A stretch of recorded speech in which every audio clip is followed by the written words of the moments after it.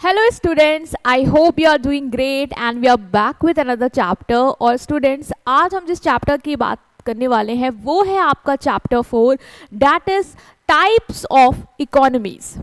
इससे पहले हमने ना जो बेसिक कॉन्सेप्ट है इकोनॉमी का वो डिस्कस किया है ना, उन वर्ड से रूबरू हुए जो हमें पूरे हमारे जो अब जर्नी है इकोनॉमी की उसमें कवर अप होने वाले हैं। तो आज हम स्टार्ट करने वाले हैं, अब इन डेप्थ जाने वाले हैं, समझने वाले हैं कि इकोनॉमी क्या होती है और उसको एक्सप्लोर करेंगे और ये चैप्टर इसी एक्सप्लोरेशन में आपकी हेल्प करने वाला है। तो आज हम इकोनॉमीज के कितने टाइप्स होते हैं वो डिस्कस करेंगे। तो स्टूडेंट्स चलो फिर से एक बार रिफ्रेश कर लेते हैं, अब तक हमने जो भी पढ़ा, हमने इकोनॉमी क्या होती है वो पढ़ लिया है और आई होप आपको इकोनॉमी क्या होती है वो क्लियर भी है, क्योंकि लास्ट याद करो चैप्टर में मैंने इसी डेफिनेशन के साथ वाइंड अप भी किया था, right. So what is economy, क्या होती है?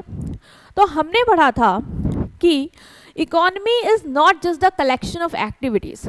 मतलब अगर मैं आपको पीछे लेके जाऊं तो मैंने आपको क्या समझाया था? मैंने समझाया था कि बेटा देखो, हमें अपनी वांट्स को पूरा करना है, उसके लिए हमें इकोनॉमिक एक्टिविटीज़ करनी पड़ेंगी, है ना, वो एक्टिविटीज़ जिसके थ्रू हम मनी अर्न कर सकते हैं। और इसमें मैंने तुम्हें बताया था कि हर इंसान अलग अलग इकोनॉमिक एक्टिविटीज़ में इंगेज है। जैसे कि अपनी कंट्री में देखो, कोई पार्लर कर रहा है, कोई ड्राइवर है, कोई टीचिंग कर रहा है, कोई इंजीनियर है, कोई डॉक्टर है, राइट। और सब लोग किसी ना किसी ऑर्गेनाइजेशन में जुड़े हैं। मतलब पूरी कंट्री में सब लोग इकोनॉमिक एक्टिविटी परफॉर्म कर रहे हैं, मींस किसी ना किसी प्रोडक्शन, कंजम्पशन, एक्सचेंज, डिस्ट्रीब्यूशन, इन सब में क्या है, इंगेज है। तो मैम क्या यही जो ये एक्टिविटीज़ है इनका कलेक्शन ही इकोनॉमी होता है? नहीं, लिखा भी है, economy is not just the collection of activities like production, consumption and trade. Economic activities हम परफॉर्म कर रहे हैं, बस ये इकोनॉमिक एक्टिविटीज़ का कलेक्शन ही इकोनॉमी है? नहीं बेटा, मैंने तुम्हें बताया था कि ये सब आपस में क्या होते हैं, इंटरडिपेंडेंट होते हैं। मैंने बताया था ना कि जैसे कि शॉप है, शॉप किस पे डिपेंड करती है? फैक्ट्री पे।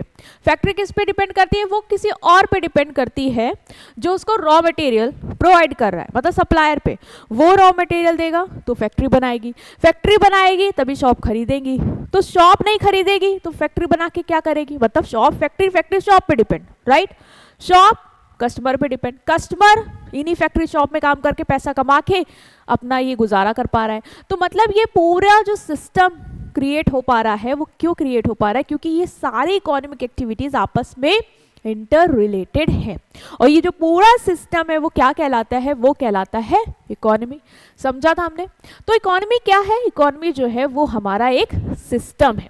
जैसे ह्यूमन बॉडी होती है, क्या बॉडी के अलग अलग पार्ट अलग अलग, हम कहते हैं अलग अलग पार्ट को कलेक्ट कर दो ये पूरी सिस्टम है? नहीं, ये जो आपस में इंटरडिपेंडेंसी है इनकी, है ना, जो पूरी बॉडी का सिस्टम जो आपस में इंटरडिपेंड करता है, एक भी खराब हो जाता तो पूरी बॉडी कहीं ना कहीं आप देख लेते हो खराब हो जाती है।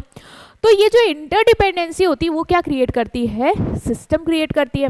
तो हमें इकोनॉमी क्लियर हो गया, ठीक है बेटा। अब हमें ये समझना है कि ये सिस्टम जो है वो कैसे काम करता है, क्योंकि तुम्हें अगर सिस्टम समझ में आ गया तो तुम्हें ये जानना होगा ना कि यार सिस्टम काम कैसे कर रहा है। मैम ये जो इंटरडिपेंडेंसी है, ठीक है, ये अलग अलग जो इकोनॉमिक एक्टिविटीज़ हो रही हैं समझ में आ रहा है, ये चला कौन रहा है, इसका कंट्रोल किसके हाथ में है? कौन बताएगा मैम कि कितना प्रोड्यूस करना है, कितना डिस्ट्रीब्यूट करना है, कैसे कंजम्पशन होगा, ये सब कौन डिसाइड कर रहा है सिस्टम में? मतलब सिस्टम को कंट्रोल कौन कर रहा है?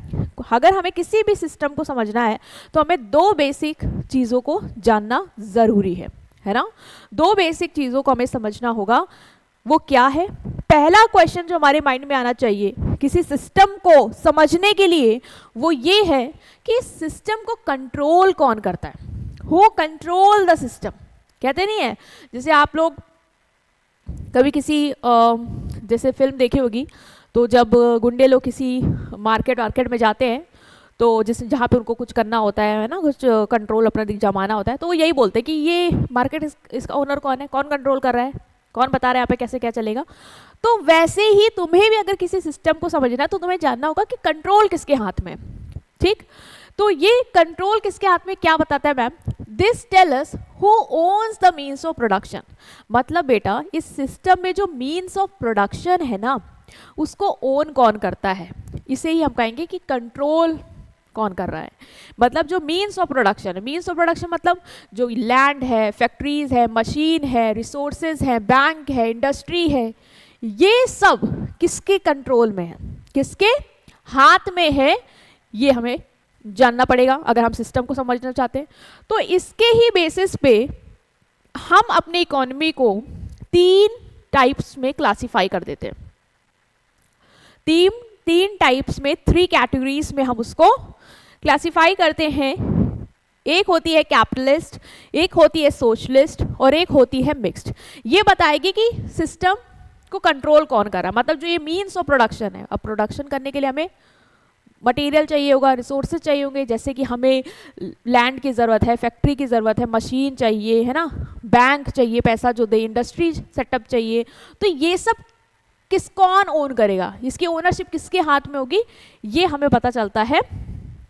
और इसके लिए हमने 3 क्लासिफिकेशन करे, एक कैपिटलिस्ट, एक सोशलिस्ट और मिक्स, जो कि हम अभी डिटेल में पढ़ेंगे। बस इतना याद रखना कि पहला क्लासिफिकेशन होता है on the basis of ownership. किसके बेसिस पे, ओनरशिप के बेसिस पे, मतलब सिस्टम को कंट्रोल कौन कर रहा है, इसकी ओनरशिप किसके हाथ में। दूसरा, अगर हमें सिस्टम को समझना है तो हमें यह जानना जरूरी है कि सिस्टम का आउटकम क्या है, what is the result of system. ये जो सिस्टम है मैम, ये जो आप बता रही इकोनॉमी है, इसका मुझे बताइए इसका रिजल्ट क्या है, ये इकोनॉमी कैसी है, कितनी डेवलप्ड है, ठीक है, how much developed this economy is. So this tell us how develop the economy is, मतलब ये जो पूरा सिस्टम है इसमें लोगों का इनकम लेवल कैसा है, कितना कमा रहे हैं, अच्छा कमा रहे हैं, खराब कमा रहे हैं, मतलब क्या है, लोगों का स्टैंडर्ड ऑफ लिविंग कैसा है, ग्रोथ कैसी है, इसके बेसिस पे भी हम समझ पाएंगे कि सिस्टम कैसा है। तो सिस्टम को समझने के लिए 2 चीजें जाननी है, पहला कि सिस्टम को कंट्रोल कौन करता है, और दूसरा इस सिस्टम का आउटकम क्या है, रिजल्ट क्या है, सिस्टम कितना डेवलप्ड है या कितना डेवलप नहीं है। तो उसके बेसिस पे हम इकोनॉमी को क्लासिफाई करते हैं developed, developing and under developed economy, ठीक है। तो इसके बेसिस पे हम इकोनॉमी को क्लासिफाई करते हैं developed, developing and under developed economy. This is called classification on the basis of nature of economic growth. जो भी इकोनॉमी है उसकी ग्रोथ कैसी है, उसके बेसिस पे हम इकोनॉमी को क्लासिफाई करेंगे। तो इस स्टूडेंट्स हमने अभी ये समझा कि सिस्टम क्या है, इकोनॉमी क्या है। इसके बाद हमने समझा कि अगर हमें इस इकोनॉमी को जानना है, इकोनॉमी कैसी है, सिस्टम कैसा है, तो हमें ये चीज़ जानना होगा कि पहली बात तो इसका कंट्रोल किसके हाथ में है, ठीक है, ओनरशिप किसके हाथ में, इस पूरे सिस्टम के जो भी प्रोडक्शन के जो साधन है वो कौन ओन करता है। और दूसरा हमें ये जानना होगा कि इस सिस्टम का रिजल्ट क्या निकल के आ रहा है, ठीक है, इससे हमें क्या रिजल्ट देखने को मिल रहा है, ये सिस्टम क्या कमा के दे रहा है, कितना कमा के दे रहा है, लोगों का स्टैंडर्ड बढ़ रहा है या नहीं, कितनी ग्रोथ दे रहा है, ये समझना ज़रूरी है। तो मैंने यहाँ पे आपका ना एक बेस क्रिएट किया है अभी, और ये बेस बहुत ज़रूरी है ताकि आप इस पूरी जर्नी को अच्छे से कवर कर पाओ। अब हम स्टार्ट करेंगे अपने 1 बाय 1 बेसिस को लेके, और पहला जो बेसिस है हमारा वो है द बेसिस ऑफ ओनरशिप। तो ओनरशिप के बेसिस पे हम इकोनॉमी को क्लासिफाई करते हैं। तो on the basis of ownership, तो on the basis of ownership of means of production, मतलब जो प्रोडक्शन के मीन्स हैं, जो मैंने बता दिया ना, जो साधन है जैसे लैंड, फैक्ट्री, ये सब, ये कौन ओन करता है, उसके बेसिस पे हम इकोनॉमी को 3 कैटेगरी में डालते हैं। एक है कैपिटलिस्ट, एक है सोशलिस्ट और एक है मिक्स्ड इकोनॉमी, ठीक है। अब मैम कैपिटलिस्ट इकोनॉमी क्या होती है, बेटा कैपिटलिस्ट इकोनॉमी तुम्हें बताएगा कि यहाँ पे ओनरशिप किसके हाथ में, सोशलिस्ट बताएगा कि इस तरीके की इकोनॉमी में ओनरशिप किसके हाथ में होती है, और मिक्स बताएगा कि इस तरीके की ओनरशिप किसके हाथ में होती है। तो चलो देखते हैं कैपिटलिस्ट इकोनॉमी क्या होती है, और ये भी समझेंगे कि क्या इंडिया में कैपिटलिस्ट इकोनॉमी है, क्योंकि भाई इंडिया क्या है, इंडियन इकोनॉमी, इंडिया में भी तो ये पूरा सिस्टम ही तो है जहाँ पे प्रोडक्शन हो रहा है, कंजम्पशन हो रहा है, एक्सचेंज हो रहा है, डिस्ट्रीब्यूशन हो रहा है, हमारा भी तो इकोनॉमी है ना, ये पूरा सिस्टम तो है ना हमारा कंट्री। तो यहाँ पे ओनरशिप किसके हाथ में, हमारे यहाँ जो मीन्स ऑफ प्रोडक्शन है, जो लैंड है, फैक्ट्री है, जो बैंक्स है, ये सब है, ये सब किसके कंट्रोल में है, जो साधन लगेंगे प्रोडक्शन करने के लिए, सब किसके कंट्रोल में है? तो हम देखेंगे कि हमारी कौन सी इकोनॉमी है। हम कैपिटलिस्ट में आते हैं, सोशलिस्ट में आते हैं, मिक्स्ड में आते हैं, ठीक है? तो अच्छे से समझना। स्टार्ट कर रहे हैं कैपिटलिस्ट इकोनॉमी के साथ। तो capitalist economy is an economic system in which the means of production are owned and controlled by private individual। देखो बता दिया इसने कि यहाँ पे जो means of production है, इसी की तो बात कर रहे थे हम कि means of production कौन ओन करता है। तो उसने बताया कि यहाँ पे जो means of production है वो ओन और कंट्रोल करता है प्राइवेट इंडिविजुअल, मतलब प्राइवेट इंटरप्राइजेस। कौन कंट्रोल करता है? Private enterprises. गवर्नमेंट नहीं ओन करता है। जो प्राइवेट इंडिविजुअल्स हैं, जो प्राइवेट ऑर्गेनाइजेशन है, उनके हाथ में, उनके पास ओनरशिप और कंट्रोल होती है मीन्स ऑफ प्रोडक्शन की, and production is carried out mainly for profit. अब भाई प्राइवेट है, ठीक है? अब अपने यहाँ देखो, इंडिया में सरकार तो है भाई, सरकार के हाथ में भी है चीज़ें, बट अगर हम इंडिया में देखें तो प्राइवेट सेक्टर है ना। प्राइवेट सेक्टर के पास जो जो चीज़ें, जैसे मान लो जो प्राइवेट हॉस्पिटल है, प्राइवेट कॉलेजेस हैं बड़े बड़े, जहाँ महंगे महंगे कॉलेजेस, तुम बताओ वहाँ भी ये जो पूरा सिस्टम वो लोग चला रहे हैं, है ना, पूरा कॉलेज चला रहे हैं, पूरा जो भी हॉस्पिटल चला रहे हैं, तुम ये बताओ वो प्रॉफिट के लिए चला रहे हैं कि समाज सेवा के लिए चला रहे हैं? सरकारी नहीं है अस्पताल, प्राइवेट है मैम, तो प्रॉफिट के लिए चला रहे हैं, राइट। और यहाँ पे तो तुम्हें बता रहा है कि पूरी जो इकोनॉमी ही है, पूरा जो इकोनॉमिक सिस्टम ही है इनका, वो किसके हाथ में? वो प्राइवेट इंडिविजुअल्स के हाथ में। और अगर प्राइवेट इंडिविजुअल्स के हाथ में है तो बेटा ऑफ कोर्स वो प्रॉफिट के लिए ही पूरी इकोनॉमी चलाएंगे। तो कैपिटलिस्ट इकोनॉमी एक ऐसी इकोनॉमी होती है जहां पे जो ओनरशिप होती है मींस ऑफ प्रोडक्शन की, लाइक लैंड की, फैक्ट्री की, बैंक्स की, रिसोर्सेस की, मटेरियल की, ये सब किसकी ओनरशिप होती है? ये पूरी ओनरशिप और कंट्रोल होती है प्राइवेट लोगों की, प्राइवेट इंडिविजुअल्स की, प्राइवेट एंटरप्राइजेस की। और ये जो प्रोडक्शन करती हैं, जो बनाती हैं गुड एंड सर्विसेज, वो बनाती हैं पैसा कमाने के लिए, ठीक है? तो कैपिटलिस्ट इकोनॉमी क्लियर हुआ कि क्या है?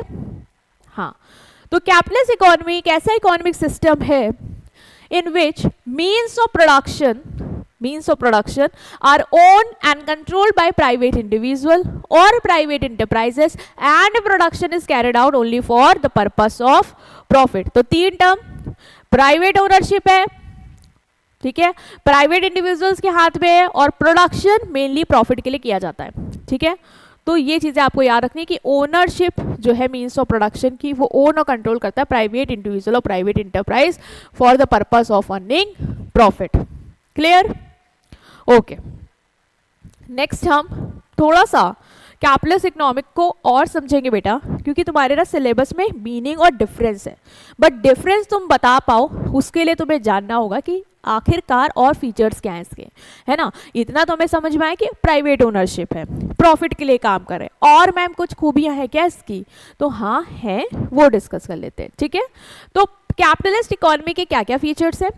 तो देखो, पहला तो है प्राइवेट ओनरशिप, कि in capitalist economy the means of production are owned and managed by private individual, not by government. इतना तुम्हें क्लियर हो गया कि यहाँ पे जो मीन्स ऑफ प्रोडक्शन है, प्रोडक्शन के जो साधन है, वो कौन ओन करता है? वो ओन करता है प्राइवेट इंडिविजुअल, मतलब गवर्नमेंट के हाथ में उसकी ओनरशिप नहीं होती है। तो जहाँ पे भी, जिस कंट्री में भी कैपिटलिस्ट इकोनॉमी है, उस कंट्री की इकोनॉमी में सारा कंट्रोल इकोनॉमिक सिस्टम का, रिसोर्सेज का, वो किसके हाथ में? प्राइवेट लोगों के हाथ में। दूसरा, प्रॉफिट मोटिव होता है। जो भी इकोनॉमिक एक्टिविटीज ये करते हैं वो सेल्फ इंटरेस्ट के लिए करते हैं, and the aim of earning maximum profit. देखो ना, प्रोड्यूसर वही प्रोड्यूस करेगा जिससे वो ज़्यादा पैसा बना पाएगा, क्योंकि प्राइवेट इंडिविजुअल है भाई, प्राइवेट वालों को क्या है, समाज सेवा तो करनी नहीं है, तो पैसा कमाना है, तो वही प्रोडक्शन करेंगे, उसी गुड्स एंड सर्विसेज को प्रोड्यूस करेंगे जिसकी डिमांड होगी, जिससे वो ज़्यादा से ज़्यादा पैसा बना पाए। तो मतलब मैक्सिमम प्रॉफिट के लिए हम यहाँ पे क्या करेंगे? काम करेंगे, ठीक है? और कंज्यूमर के पास भी भाई इतने सारे लोग हैं, गुड्स बना रहे हैं, तो कंज्यूमर भी वही खरीदेगा जिससे उसको सेटिस्फेक्शन मिलेगा। तो मतलब जो भी एक्टिविटी हो रही, चाहे इकोनॉमी में डिस्ट्रीब्यूशन हो रहा हो, प्रोडक्शन हो रहा, कंजम्पशन हो रहा है, ये सब सेल्फ इंटरेस्ट के लिए हो रहा है, ठीक है। सब लोग अपना अपना हित देख के काम कर रहे हैं यहाँ पे। जैसे एक मोबाइल कंपनी है, वो वही स्मार्टफोन लॉन्च करेगी जो उसको पता है बिकेगा, मतलब प्रॉफिट कमाने के लिए करेगी, ना कि मैं फ़ोन जो है सोशल सर्विस करता हूँ, सबको कब सस्ते में दे देता हूँ, यार सबके पास फ़ोन होगा, सब बात कर पाएंगे, मेरे को ये करना है। नहीं, कैपिटलिस्ट इकोनॉमी में प्राइवेट इंडिविजुअल को ये नहीं करना है, उनका मेन मोटिव क्या है? Profit. Next is freedom of occupation. Occupation की फ्रीडम है, मतलब यहाँ पे जो लोग हैं they are free to choose कि उन्हें क्या करना है, उन्हें बिजनेस करना है, उन्हें काम करना है, क्या करना है, इनके पास फ्रीडम होती है। तो ऐसी इकोनॉमी में जाओ, कैपिटलिस्ट इकोनॉमी जिस कंट्री में, वहां जाओ, तुम देखोगे कि लोगों पे कोई रोक टोक नहीं है, उन्हें कोई ये नहीं बता रहा कि तुम यही काम करोगे, तुम्हें यही काम करना है, ऐसा नहीं है। यहाँ पे फ्रीडम है, आपको जो बिजनेस शुरू करना आप करिए, जो ऑक्यूपेशन कैरी आउट करना है आप करिए, इट्स अप टू यू। तो ये भी फीचर है इस इकोनॉमी का कि यहाँ पे फ्रीडम ऑफ ऑक्यूपेशन देखने को मिलती है, लोग अपनी चॉइस के अकॉर्डिंग जो है बिजनेस या whatever profession they want to pursue, they can do that, right? Next is price mechanism. Price mechanism बहुत इंपॉर्टेंट पॉइंट है, बहुत अच्छे से समझना कि क्या है ये प्राइस मैकेनिज्म। देखो, हर इकोनॉमी में कुछ सेंट्रल प्रॉब्लम होती हैं, कुछ बेसिक प्रॉब्लम्स होती हैं जो हर इकोनॉमी को फेस करनी पड़ती है। क्या? कि कितना प्रोड्यूस करना है, किसके लिए प्रोड्यूस करना है, और कैसे प्रोड्यूस करना है, ठीक है, क्या प्रोड्यूस करना है, कितना प्रोड्यूस करना है और किसके लिए प्रोड्यूस करना है, ये हर इकोनॉमी को प्रॉब्लम होती है।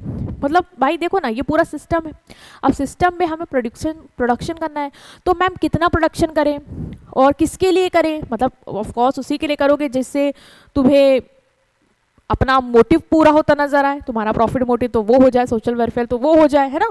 तो कितना करें, किसके लिए करें और कैसे करें, तो ये प्रॉब्लम है, हमें समझना होता है। तो ये जो कैपिटलिस्ट इकोनॉमी है, इसमें ये जो सेंट्रल प्रॉब्लम है, अभी तुम डेप्थ में आगे चैप्टर में पढ़ोगे, अभी बस बेसिक इतना समझ लो कि बेसिक प्रॉब्लम्स होती हैं कि जिसमें हमें समझना होता है कि हम इकोनॉमी में कितना प्रोडक्शन करें, किसके लिए करें, है ना, कैसे करें वो। तो इसमें जो ये प्रॉब्लम होती है वो कैसे सॉल्व होती है, वो सॉल्व होती है प्राइस मैकेनिज्म के थ्रू। मतलब मैम, मतलब बेटा जो प्राइजेस होते हैं ना, वो इस प्रॉब्लम को सॉल्व कर देते हैं, वो बता देते हैं आपको कि आप क्या प्रोड्यूस करो, कितना प्रोड्यूस करो और किसके लिए प्रोड्यूस करो। मैम कैसे बताएंगे प्राइस? क्योंकि बेटा जो प्राइस होते हैं ना, वो कैसे डिसाइड होते हैं, वो डिसाइड होते हैं डिमांड एंड सप्लाई के थ्रू।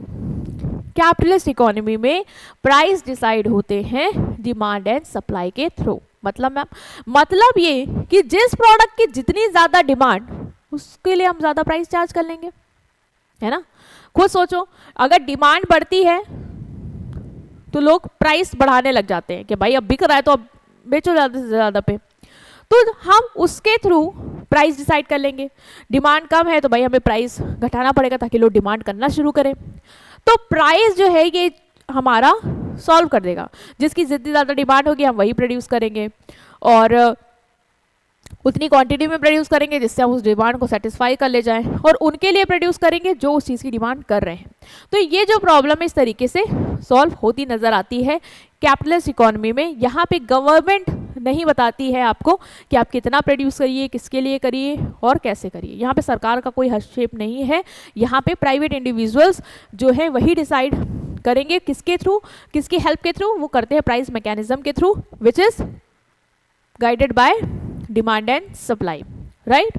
नेक्स्ट जो है आपका वो फीचर है फ्री कंपटीशन। फ्री कंपटीशन मतलब कि यहाँ पे प्रोड्यूसर्स के बीच में कंपटीशन फ्री होता है। देखो कैपिटलिस्ट इकोनॉमी है, यहाँ पे तुम्हें कोई रोक टोक नहीं है, ठीक है, कि कौन सा बिजनेस करना। तुमको लग रहा है किसी बिजनेस में बहुत पैसा लोग कमा रहे हैं, ठीक है, बहुत चल रहा है, तो तुम भी उसी बिजनेस को स्टार्ट करना चाहते हो, कर सकते हो। यहाँ पे कोई रिस्ट्रिक्शन नहीं है, जो हम देख चुके पहले। तो फ्री कंपटीशन है, जिस प्रोड्यूसर को जिस फील्ड में भी जाना है, प्रोडक्शन करना है, वो जा सकता है, कर सकता है। सब लोग आपस में टकराएंगे, एक दूसरे से जीतने के लिए अच्छा से अच्छा ऑफर देंगे कस्टमर को, कस्टमर का ही फायदा है यहाँ पे। तो फ्री कंपटीशन है, कोई रोक टोक नहीं है। Next is consumer sovereignty. Consumer जो है ना वो यहाँ पे कंप्लीट फ्रीडम एंजॉय करता है कि वो अपनी पसंद का गुड्स खरीद सकता है, क्योंकि कंज्यूमर के पास बहुत सारी चॉइसेस है, बहुत सारे प्रोड्यूसर है जो आपस में लड़ भिड़ रहे हैं अपने आप को आगे लाने के लिए, कंज्यूमर को सेटिस्फाई करने के लिए। तो कंज्यूमर तो भाई यहाँ पे भगवान ही है, उसके लिए तो इतनी सारी चॉइस है, जो उसको लग रहा है कि मुझे ये खरीदना है खरीद सकता है और आराम से उसको इस फ्रीडम को एंजॉय कर सकता है। तो यहाँ पे कंज्यूमर के लिए भी हमें फायदा देखने को मिलता है कि इस तरीके की इकोनॉमी में कंज्यूमर भी मजे में रहता है। ठीक है, next is unequal distribution of income. Very important point again, कि अनइक्वल डिस्ट्रीब्यूशन ऑफ इनकम होता है। मैम कैसे? मुझे तो ये इकोनॉमी बहुत अच्छी लग रही है, यहाँ पे तो जिसको जो बिजनेस करना है करो, कंपटीशन फ्री, किंग है कस्टमर, मतलब मजे ही मजे हैं, हर चीज तो अच्छी जा रही है यहाँ पे। तो ये अनइक्वल डिस्ट्रीब्यूशन ऑफ इनकम मतलब क्या हो गया? मतलब ये कि यहाँ पे जो इनकम में हम कह रहे हैं इनकम में समानता है कि असमानता है, तो हम कहेंगे कि असमानता है और बहुत ज्यादा ही है ना। There is large inequality of income and wealth in capitalist economy. Some people become very rich while other remains poor. अब देखो, जिसके पास पैसा वो बढ़िया क्या करेगा, सेटअप करेगा, पैसा कमाएगा, ठीक है, प्रोडक्शन करेगा, अपने फायदे के लिए करेगा, ज़्यादा से ज़्यादा पैसा छापेगा, वो रिच होता जाएगा। अब उसके अंडर में जो काम कर रहा है, जैसे लेबर है कोई, वो वेजेस में, वो फिक्स्ड वेजेस पे है, वो नहीं ग्रो कर पाएंगे, वो उतने ही पे रहेंगे। लेकिन जो उनके थ्रू प्रोडक्शन करके पैसा छाप रहा है, प्रॉफिट कमा रहा है, उसका सेटअप बढ़िया चल रहा है, चीज़ें की डिमांड है, उसने ऐसी फील्ड क्रैक कर ली, वो तो अमीर होता जाएगा। तो इस तरह की इकोनॉमी में सिंस गवर्नमेंट तो है नहीं कि वो वेलफेयर पे ध्यान देगी, वो भी उनको थोड़ा सा पुश करेगी, कोई नहीं है यहाँ पे, आप अकेले हो। प्राइवेट वाले तो भाई अपना फायदा देखेंगे, कम से कम दिहाड़ी पे लोगों को रखेंगे, मजदूरी करवाएंगे, तो पुअर ही रह जाता है, लेकिन रिच और रिच होता जाता है। तो अनइक्वल डिस्ट्रीब्यूशन ऑफ इनकम इसका फीचर है, right. Next is economic fluctuation. Economic fluctuation देखने को मिलती है, मतलब capitalist economies face बूम्स and recession frequently. बहुत ही जल्दी जल्दी हमें मार्केट में उतार चढ़ाव देखने को मिल जाते हैं इस तरह की इकोनॉमी में। कभी मार्केट में एकदम से हमें लगता है डिमांड बढ़ गई है, कभी हमें लगता है एकदम से सन्नाटा हो गया है। तो ये एक फीचर है कि ये देखने को मिलेगा। During an economic recession many company face loss and worker lose job. जब मंदी पड़ गई है भाई, फैक्ट्री चल नहीं रही है, काम चल नहीं रहा, तो ऑफकोर्स लोगों को निकाला जाएगा, लोगों की जॉब जाएगी। तो यहाँ पे ना सिर्फ डिमांड और सप्लाई का ही रोल है, वही प्राइस को बढ़ा चढ़ाई। जैसे डिमांड बढ़ी, लोगों के पास इनकम है, डिमांड बढ़ी, प्राइस अप हुए, मार्केट बूम करने लगी, सब बढ़िया जा रहा था, लोग आ रहे थे, खरीद रहे थे, बढ़िया चल रहा था। फिर वहीं कहीं लोगों की इनकम कम हुई, लोगों ने खर्च करना बंद किया, डिमांड गिर गई, और फिर क्या हुआ, रिजल्ट क्या हुआ, हमारा इकोनॉमी डाउन हो गई। तो ये फ्लक्चुएशन देखने को मिलता है। अगर सरकार होती तो कहीं ना कहीं प्रयास करती कि ये जो फ्लक्चुएशन है इसको हम कंट्रोल कर ले जाए, बट यहाँ पे कोई कंट्रोल करने वाला एज सच गवर्नमेंट का रोल नहीं होता है, वो फ्रीली इन लोगों को छोड़ देती है। तो इस तरीके की इकोनॉमी में हमें ये फ्लक्चुएशन फ्रीक्वेंटली देखने को मिल जाते हैं, राइट। अब ये मत सोचना कि इस तरीके की मैम इकोनॉमी में सरकार होती ही नहीं है क्या, सिर्फ प्राइवेट ही सब संभाल लेंगे पूरी कंट्री को, पूरी कंट्री की इकोनॉमी को। तो नहीं, गवर्नमेंट होती है बट रोल उसका बहुत कम होता है। ये लोग बहुत उभर के आते हैं, गवर्नमेंट लॉ बनाना, कोई गलत ना हो जाए, ये सब थोड़ा बहुत चेक करती रहती है, बट इन पे ज़्यादा इंटरफेयर नहीं करती है, क्योंकि साधन सब इनके हैं, तो भाई डिसीजन भी इनका ही होगा। वो ऐसा मान लो परज्यूम कर लेती है और बैकएंड में अपना चीज़ों को थोड़ा बहुत देखती रहती है, ठीक है। तो ये तुम्हें समझ में आया कि कैपिटलिस्ट इकोनॉमी क्या है। हाँ, तो यहाँ पे सबसे पहले इस टाइप की इकोनॉमी में ओनरशिप जो होती है वो किसके हाथ में होती है, प्राइवेट इंडिविजुअल्स के हाथ में होती है। मेन मोटिव क्या होता है उनका, प्रॉफिट कमाना होता है। लोगों के पास फ्रीडम होती है कि वो अपनी पसंद का ऑक्यूपेशन चूज कर सकते हैं। प्राइस मैकेनिज्म बहुत इंपॉर्टेंट रोल प्ले करता है, मतलब जो सेंट्रल प्रॉब्लम है इकोनॉमी की वो प्राइस मैकेनिज्म के थ्रू सॉल्व होती है। फ्री कंपटीशन होता है, जिन प्रोड्यूसर को जिस भी सेगमेंट में जाना है, प्रोडक्शन करना है, कंपटीशन बढ़ाना है, भाई जाओ और अपना करो, कोई तुम्हें रोकेगा नहीं, ठीक। कंज्यूमर बहुत एडवांटेज में रहता है, वो किंग है यहाँ का, क्योंकि उसके पास चॉइस रहती है गुड एंड सर्विसेज की, उसको जो पसंद है वो खरीदे, है ना। अनइक्वल डिस्ट्रीब्यूशन ऑफ इनकम है, ये भी हमने देखा, और इकोनॉमिक फ्लक्चुएशंस यहाँ पे देखने को हमें फ्रीक्वेंटली मिलती है। हर इकोनॉमी में फ्लक्चुएशन होती है, बट यहाँ पे बहुत जल्दी से उतार चढ़ाव रहते हैं, ठीक है। ओके, नेक्स्ट हम आ रहे हैं अपने नेक्स्ट टाइप ऑफ इकोनॉमी में, दैट इज सोशलिस्ट इकोनॉमी। उससे पहले मुझे एक जवाब दो कि ये बताओ कि क्या हमारी इंडिया कैपिटलिस्ट इकोनॉमी है, कि यहाँ पे गवर्नमेंट का हस्तक्षेप बहुत कम है और प्राइवेट इंडिविजुअली सब संभाल रहे हैं, डिसाइड कर रहे हैं, सब कुछ ऐसे जा रहा है। मैम कुछ हद तक तो हमें देखने को मिलता है कि हाँ प्राइवेट के हाथ में है कंट्रोल थोड़ा बहुत, बट मैम ऐसा नहीं है कि सरकार यहाँ पे चुप है और उसके हाथ में कंट्रोल ही नहीं, ये तो आप मत बोलिए। तो मतलब हम कैपिटलिस्ट इकोनॉमी में हैं, हाँ या ना? नहीं है मैम, पूरी तरीके से हम नहीं है, नहीं है ना, नहीं है। ओके, नेक्स्ट अब आ रहे हैं ना सोशलिस्ट इकोनॉमी में। अब इसके फीचर्स देखो, इसको समझो और बताओ क्या इंडिया सोशलिस्ट इकोनॉमी है, ठीक है। तो सोशलिस्ट इकोनॉमी क्या होता है? What is socialist economy?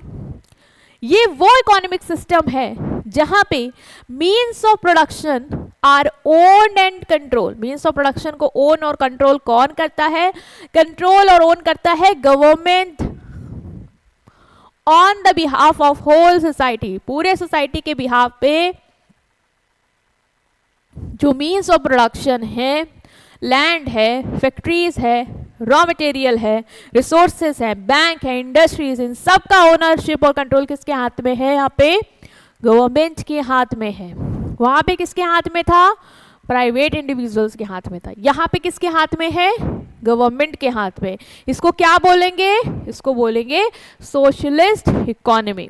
So all major economic activities are planned and managed by government and the main objective, यहाँ फोकस करो, main objective is social welfare। main objective क्या होता है? main objective होता है social welfare करना। भाई सरकार है, ठीक है, सरकार है, सरकार के हाथ में सारे संसाधन है प्रोडक्शन के। वो क्या करना चाहेगी? वो क्या करना चाहेगी? वो अगर प्रोडक्शन कर रही है तो उसका मेन रोल होगा कि हमें प्रॉफिट नहीं कमाना, हमें भाई वेलफेयर करना है। हमें चाहिए कि कंट्री के सारे लोग ऊपर उठे, है ना, सब लोग का वेलफेयर हो, सबको अच्छी एजुकेशन मिले, सबको अच्छे गुड एंड सर्विसेज मिले, सबका कल्याण हो। वो ओके, सो प्रॉफिट के लिए नहीं है, सोशल वेलफेयर जो है वो मेन ऑब्जेक्टिव होता है यहाँ पे। एज कंट्री की जो इकोनॉमिक सिस्टम का कंट्रोल ओनरशिप है वो सरकार के हाथ में होता है। तो यहाँ के फीचर्स भी समझेंगे ताकि हम डिफरेंस को अच्छे से अंडरस्टैंड कर पाए। तो पहला है सोशल ओनरशिप होती है मीन्स ऑफ प्रोडक्शन की। मैंने बताया कि जितने भी मेजर मीन्स ऑफ प्रोडक्शन हैं, जैसे कि लैंड है, फैक्ट्रीज है, माइंस है, बैंक्स हैं, इंडस्ट्रीज हैं, ये सब सरकार के होते हैं, ठीक। Government is the main producer. Government जो है वो मेन प्रोड्यूसर है, गवर्नमेंट ही प्रोडक्शन करेगी, वो पूरा कंट्रोल करती है। तो गवर्नमेंट कंट्रोल करती है और मैनेज करती है गुड एंड सर्विसेज के प्रोडक्शन का। मतलब जो भी कंट्री में गुड एंड सर्विसेज प्रोड्यूस हो रहे हैं उनका पूरा मैनेजमेंट और कंट्रोल किसके हाथ में है? सरकार के हाथ में। प्राइवेट प्रोड्यूसर का थोड़ा या कह लो बिल्कुल नहीं, नामात्र रोल होता है, ठीक है। जो इंपॉर्टेंट इंडस्ट्रीज हैं, जो मेजर इंडस्ट्रीज है, मेजर सेक्टर्स कह लो, वहाँ पे तो इनका बिल्कुल आपको देखने को ही नहीं मिलेगा कि रोल है, ठीक है, बिल्कुल ही नहीं है प्राइवेट इंडिविजुअल। तो सरकार मोटा मोटा याद रखो कि सरकार के हाथ में पूरी ओनरशिप रहती है, वो पूरा कंट्रोल और मैनेज करती है।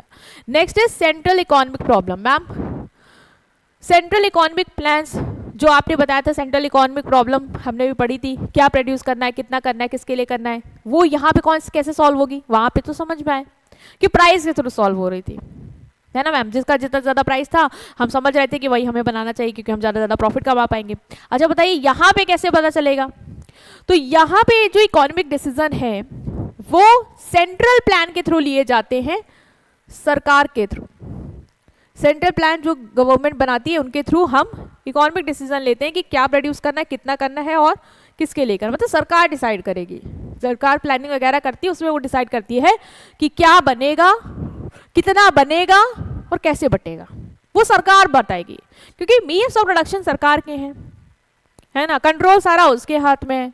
तो बनना कितना है, किसके लिए बनना है, कैसे बनना है, वो भी सरकार ही बनाएगी, वो सरकार ही बताएगी, यहाँ पे प्राइवेट इंडिविजुअल्स का कोई रोल नहीं है। Next feature is social welfare is the main motive. यहाँ पे बेटा, वहां पे क्या था, प्रॉफिट मेन मोटिव था, यहाँ पे क्या है, सोशल वेलफेयर मेन मोटिव है, बिकॉज सरकार है ना पावर में, सरकार है ना एक्शन में यहाँ पे, तो वो अब सरकार है, सरकार का काम क्या है, वेलफेयर करना। अब सरकार थोड़ी ना लोगों को परेशान करके प्रॉफिट करना बनाना शुरू कर देगी, वो मिनिमम बनाएगी जिससे कंट्री चलती रहे, बाकी तो उसका मेन ऑब्जेक्टिव है कि वेलफेयर हो। तो यहाँ पे जो मेन मोटिव हमें देखने को मिलेगा वो होगा सोशल वेलफेयर। तो प्रॉफिट मोटिव सोशल वेलफेयर से यहाँ पे रिप्लेस हो जाता है। मेन ऑब्जेक्टिव सरकार का होता है कि हम जो बेसिक नीड है सिटीजन की वो पूरी कर ले, प्रॉफिट कमाना नहीं है, ज़रूरतें पूरा करना है। इसीलिए भाई हम प्रोडक्शन कर रहे हैं, इसीलिए हम उसी तरीके से उनका डिस्ट्रीब्यूशन करें, काहे सबको मिले भाई, ठीक है, सबको अच्छा मिले, सब अच्छे से रहे, हम ये चाहते हैं, ठीक। Next is economic equality. वहाँ पे आपने देखा था इकोनॉमिक इनइक्वालिटी थी, यहाँ पे आपको इक्वालिटी देखने को मिलेगी। तो सोशलिज्म का एम होता है कि वो इनकम और वेल्थ में जो इनइक्वालिटी है, जो असमानता है, उसको कम करे, उसको रिड्यूस करे, हर पर्सन को इक्वल अपॉर्चुनिटीज मिले एम्प्लॉयमेंट की और ग्रोथ की। तो अब यहाँ सरकार की फैक्ट्री है, सरकार का सब चल रहा है, तो भाई सरकार सबको अपॉर्चुनिटी देती है बराबर कि सबको जॉब मिले, सब काम करो, सब पैसा कमाओ, सब अपनी अपनी ज़रूरतें पूरे करो, ठीक है। ऐसा नहीं है कोई अमीर रहे हो कोई गरीब रहे, नहीं भाई, हम यहाँ पे प्रॉफिट कमाने, किसी को अमीर बनाने नहीं बैठे हैं। हमारा है कि सब लोग अपनी बेसिक नीड्स को पूरा करने के लिए सक्षम रहो, सबके पास नौकरी हो, सब अपना कल्याण कर पाओ, ठीक है, हम उसके लिए आपका साथ देंगे। Next is absence of competition. Competition ma'am कैसा होगा यहाँ पे बेटा, सब मेजरली किसके हाथ में, सरकार के हाथ में। सरकार से कौन लड़ लेगा, सरकार आपस में लड़ेंगी क्या, आपस में क्या मतलब एक सरकार आपस में ही बताएगी ये नहीं, ये आपस में बड़बड़ाएगी, नहीं ना। तो बहुत ही लिटिल या नो कंपटीशन होता है, क्योंकि गवर्नमेंट ही मेन प्रोड्यूसर है, मेन प्रोड्यूसर सरकार है, तो सरकार अपने में थोड़ी ना कॉम्पिटिट करेगी, उसका तो मेन मोटिव वेलफेयर है ना। तो कॉम्पिटिशन या तो देखने को ही नहीं मिलेगा, या तो इतना देखने को मिलेगा कि वो भी तुम्हारे लिए है कि हाँ नहीं है, ना के बराबर है, क्योंकि गवर्नमेंट मेन प्रोड्यूसर है। तो जब भाई कंपटीशन नहीं है, कि जैसे प्राइवेट वहाँ पे था कैपिटलिस्ट में, प्राइवेट इंडिविजुअल सब आपस में कंपटीशन कर रहे थे, हमें आगे हमें आगे, ज़्यादा से ज़्यादा ऐड में पैसा बर्बाद करना, ज़्यादा से ज़्यादा लोगों को लगाना, ज़्यादा से ज़्यादा प्रोडक्शन करना कि हमारी डिमांड बढ़ जाए, हम ज़्यादा से ज़्यादा बेचने जाएँ, रिसोर्सेज का वेस्टेज हो रहा था। यहाँ पे नहीं होगा, यहाँ पे मिसयूज और वेस्टफुल कंपटीशन अवॉइड हो जाता है, क्योंकि सरकार जो है वो लीड पे है। इकोनॉमिक स्टेबिलिटी है या नहीं, तो हाँ, since production and price are plan, economic fluctuation like inflation, unemployment, depression are controlled. वहाँ पे क्या था, कैपिटलिस्ट इकोनॉमी में क्या था कि जो प्राइजेस और प्रोडक्शन प्राइजेस थी ना, वो डिपेंड करती थी डिमांड और सप्लाई पे। डिमांड होगी ज़्यादा तो प्राइस बढ़ेगा, सप्लाई के अकॉर्डिंग, मतलब डिमांड है तो प्राइस बढ़ा, डिमांड नहीं है तो प्राइस घटा, वैसे हम देख सकते हैं, ठीक है। तो उस वजह से क्या हो रहा था, वहाँ पे हम देख पा रहे थे कि जैसे जैसे प्राइस में फ्लक्चुएशन आ रहा, वो डिमांड और सप्लाई की वजह से आ रहा था, ऊपर नीचे उसके वजह से चल रहा था, क्योंकि सरकार तो थी नहीं वहाँ पे कि वो बताएगी कि यही फिक्स प्राइस है, इस पे ही चलेगा। बट यहाँ पे क्या है, प्राइजेस सरकार पहले से बता देती है कि यही चलेंगे, तो कौन बढ़ाएगा, कोई नहीं बढ़ाएगा, कौन गिराएगा, कोई नहीं गिराएगा, सब प्लान चल रहा है यहाँ पे। प्रोडक्शन प्लान है कि भाई तुम ये भी नहीं कह सकते कि मैम सप्लाई कम हो गई, सप्लाई कम हो गई तो लोगों को कुछ मिल नहीं रहा है, तो लोग क्या कर रहे हैं, ज़्यादा से ज़्यादा पैसा देने को तैयार है। नहीं नहीं, यहाँ पे ऐसा कुछ नहीं है, सप्लाई प्रोडक्शन कितना करना है और प्राइस क्या सेट करना है वो सरकार ने डिसाइड कर लिया है। तो जब डिसाइड कर लिया है तो महंगाई का, डिप्रेशन का, मार्केट को मंदा पड़ना, ये सब नहीं पॉसिबल है यहाँ पे, ठीक है। अनएम्प्लॉयमेंट का कि लोग जॉब खो रहे हैं क्योंकि भाई सप्लाई नहीं, मतलब फैक्ट्रीज बना नहीं रही हैं, कोई डिमांड नहीं कर रहा है तो लोगों को निकाला जा रहा है, ऐसा कुछ आपको यहाँ नहीं देखने को मिलेगा, सिंस ऑलरेडी गवर्नमेंट सारा चीज़ें प्लान करके चल रही है, तो इकोनॉमिक हमें स्टेबल देखने को मिल जाती है, राइट। सो ये किसका फीचर था? सोशलिस्ट का। देखो एक बार फिर से, सोशल ओनरशिप है, मेन प्रोड्यूसर गवर्नमेंट है, सेंट्रल इकोनॉमिक प्लानिंग है, मतलब जो इकोनॉमिक प्रॉब्लम है वो गवर्नमेंट सॉल्व करती है with the help of central planning, right. Social welfare main motive है, इकोनॉमी में इक्वालिटी है, कंपटीशन नहीं है, सिर्फ गवर्नमेंट ही प्रोड्यूस कर रही है तो ऐसा कंपटीशन नहीं देखने को मिलेगा, इकोनॉमिक स्टेबिलिटी आपको देखने को यहाँ पे मिलती है, राइट। तो अब इसके अकॉर्डिंग आप हमें बताइए कि जो इंडिया है, ठीक है, वो क्या सोशलिस्ट इकोनॉमी है? क्या सारा कंट्रोल गवर्नमेंट के हाथ में, वही डिसाइड करती है कि कैसे क्या प्रोड्यूस होना है, कितना प्रोड्यूस होना है, वो सब कुछ कंट्रोल में रखती है, कंपटीशन नहीं है यहाँ पे, एड वैड पे कोई खर्चा नहीं होता क्योंकि सरकार ही सिर्फ कर रही है सब कुछ, ऐसा है क्या इंडिया में? नहीं मैम, ऐसा नहीं है, सरकार कर रही है बट ऐसा नहीं है कि सिर्फ सरकार कर रही है, तो ऐसा तो नहीं है। ओके, तो हम सोशलिस्ट इकोनॉमी भी पूरी तरीके से नहीं है फिर, ठीक है। तो हम हैं क्या? क्योंकि अब लास्ट आ रहा है हमारा एक जो बचा है वो है मिक्स्ड इकोनॉमी, तो क्या हम मिक्स्ड इकोनॉमी में आते हैं? लेट्स एक्सप्लोर, देखते हैं। तो मिक्स्ड इकोनॉमी क्या होता है? मिक्स्ड इकोनॉमी एक ऐसा इकोनॉमिक सिस्टम है, देखना, in which both government and private sector own and operate the means of production, मतलब यहाँ पे मीन्स ऑफ प्रोडक्शन की ओनरशिप और मैनेजमेंट किसके हाथ में है? क्या सिर्फ गवर्नमेंट के हाथ में है? नहीं। क्या सिर्फ प्राइवेट के हाथ में? नहीं। तो किसके हाथ में? बोथ गवर्नमेंट एंड प्राइवेट, मतलब सरकार और प्राइवेट सेक्टर दोनों के हाथ में जो मींस ऑफ प्रोडक्शन है, लैंड है, फैक्ट्री है, बैंक है, मतलब सरकारी बैंक भी है, प्राइवेट बैंक भी है, सरकारी इंडस्ट्री है, प्राइवेट इंडस्ट्री भी है, सरकारी लैंड है, प्राइवेट लैंड भी है, मतलब ओनरशिप और कंट्रोल प्राइवेट और गवर्नमेंट दोनों के हाथ में देखने को मिल जाएगा। इस सिस्टम में profit motive of capitalism and social welfare objective of socialism work together for balanced economic development, मतलब यहाँ पे प्राइवेट सेक्टर भी है, गवर्नमेंट सेक्टर भी है, प्राइवेट सेक्टर प्रॉफिट के लिए काम करेगा, सरकारी सेक्टर सोशल वेलफेयर के लिए काम करेगा, मतलब दोनों चीजें पैरेलल यहाँ पे ऑब्जेक्टिव देखने को मिलेंगे, जिससे इकोनॉमिक डेवलपमेंट बैलेंस होगा। अब इकोनॉमिक डेवलपमेंट कैसे बैलेंस्ड होगा, इकोनॉमिक डेवलपमेंट क्या होता है, वो भी हम आगे देखेंगे। बस इतना याद रखना कि प्रॉफिट मोटिव भी होता है यहाँ पे और साथ साथ सोशल वेलफेयर भी होता रहता है, क्योंकि सरकार भी है रोल में और प्राइवेट भी है रोल में। तो मिक्स्ड इकोनॉमी के क्या फीचर है? पहला, को existence of public and private sector. Mixed economy में प्राइवेट और पब्लिक सेक्टर में दोनों है, ठीक है, both public and private sector साथ साथ काम करते हैं। Industries of national importance, example देखो, जैसे तुम्हें डिफेंस, रेलवे, पावर, अब देखो मिक्स्ड इकोनॉमी जहाँ पे प्राइवेट भी है सरकार भी है, वो हमारा है कि नहीं, हमारी कंट्री में ऐसा है कि नहीं? हाँ, पूरी तरीके से सरकार के हाथ में नहीं, पूरी तरीके से प्राइवेट के हाथ में, सरकार भी है प्राइवेट भी, मैम हमारे यहाँ यही है, मतलब इंडिया में मिक्स्ड इकोनॉमी है, ठीक, हम मिक्स्ड इकोनॉमी फॉलो करते हैं। हमारी कंट्री की इकोनॉमी कैसी है? मिक्स्ड है। तो बेटा यहाँ पे जो अपनी कंट्री में देखो, जो नेशनल इंपॉर्टेंस की इंडस्ट्रीज हैं, मतलब जहाँ पे बहुत जरूरी है कि भाई सरकार का रोल हो, है ना, क्योंकि पूरे कल्याण जो पूरी कंट्री का यहाँ पे है, मतलब प्राइवेट आएंगे तो अपना अपना देखने में हो सकता है नेशन कॉम्प्रोमाइज कर दे, लेकिन सरकार नहीं करेगी। तो वो सेक्टर जो नेशनल इंपॉर्टेंट का है, जैसे डिफेंस हो गया, रेलवे हो गया, पावर हो गया, ये सब कौन ओन करता है? यहाँ पे गवर्नमेंट ओन करती है। और जैसे जो consumer good and service industry है, छोटी इंडस्ट्रीज हैं जहाँ पे कंज्यूमर गुड्स बन रहे हैं, कंज्यूमर के लिए गुड्स बन रहे हैं, वो मेजरली किसके हाथ में होता है? वो आपका प्राइवेट इंडिविजुअल, प्राइवेट एंटरप्राइजेस के हाथ में देखने को मिलेगा। अब ये सोचो कि रेलवे में प्राइवेट भी ट्रेन है, तो हाँ थोड़ा थोड़ा हो रहा है, थोड़ा दिया गया है, पूरा नहीं दिया, मेजर सरकार के ही हाथ में, ठीक है, क्योंकि नेशनल इंपॉर्टेंस के एरिया है।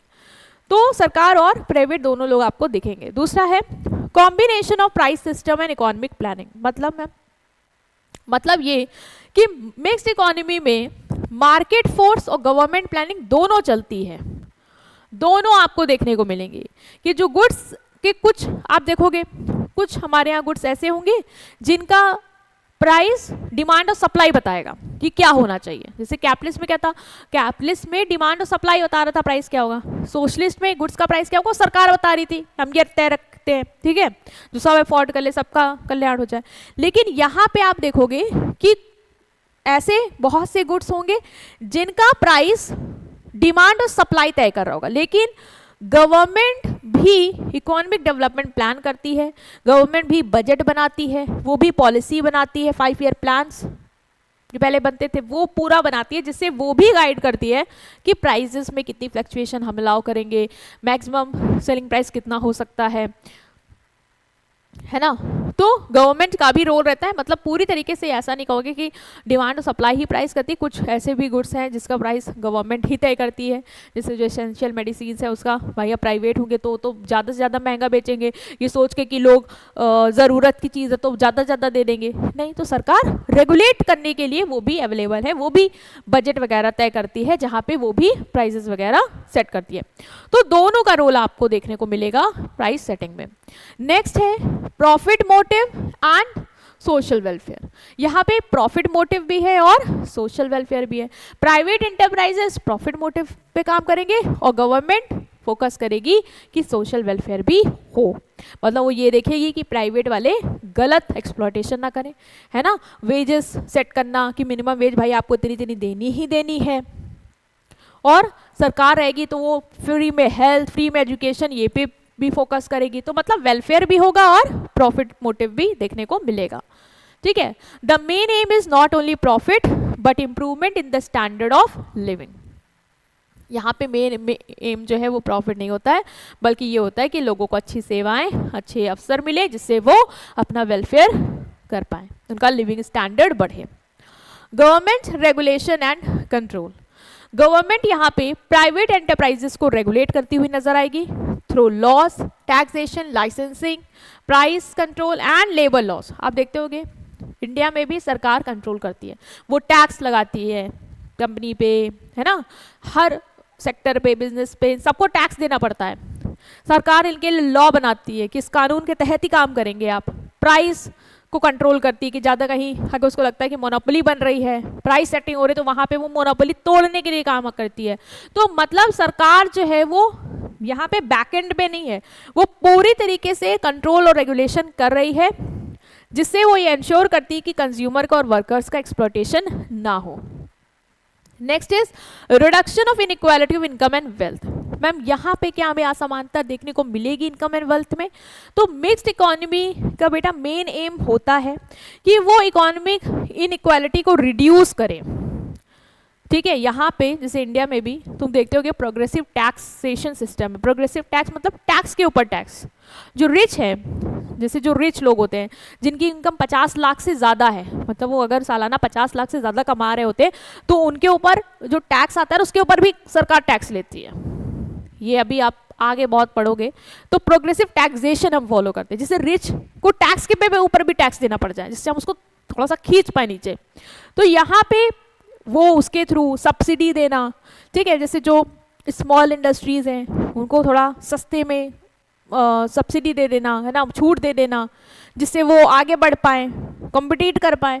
तो वो सरकार करती है, जिससे वो ये कोशिश कर पाए कि ये जो गैप है ना रिच और पुअर का, वो हम कम कर पाए, हम नीचे ला पाए।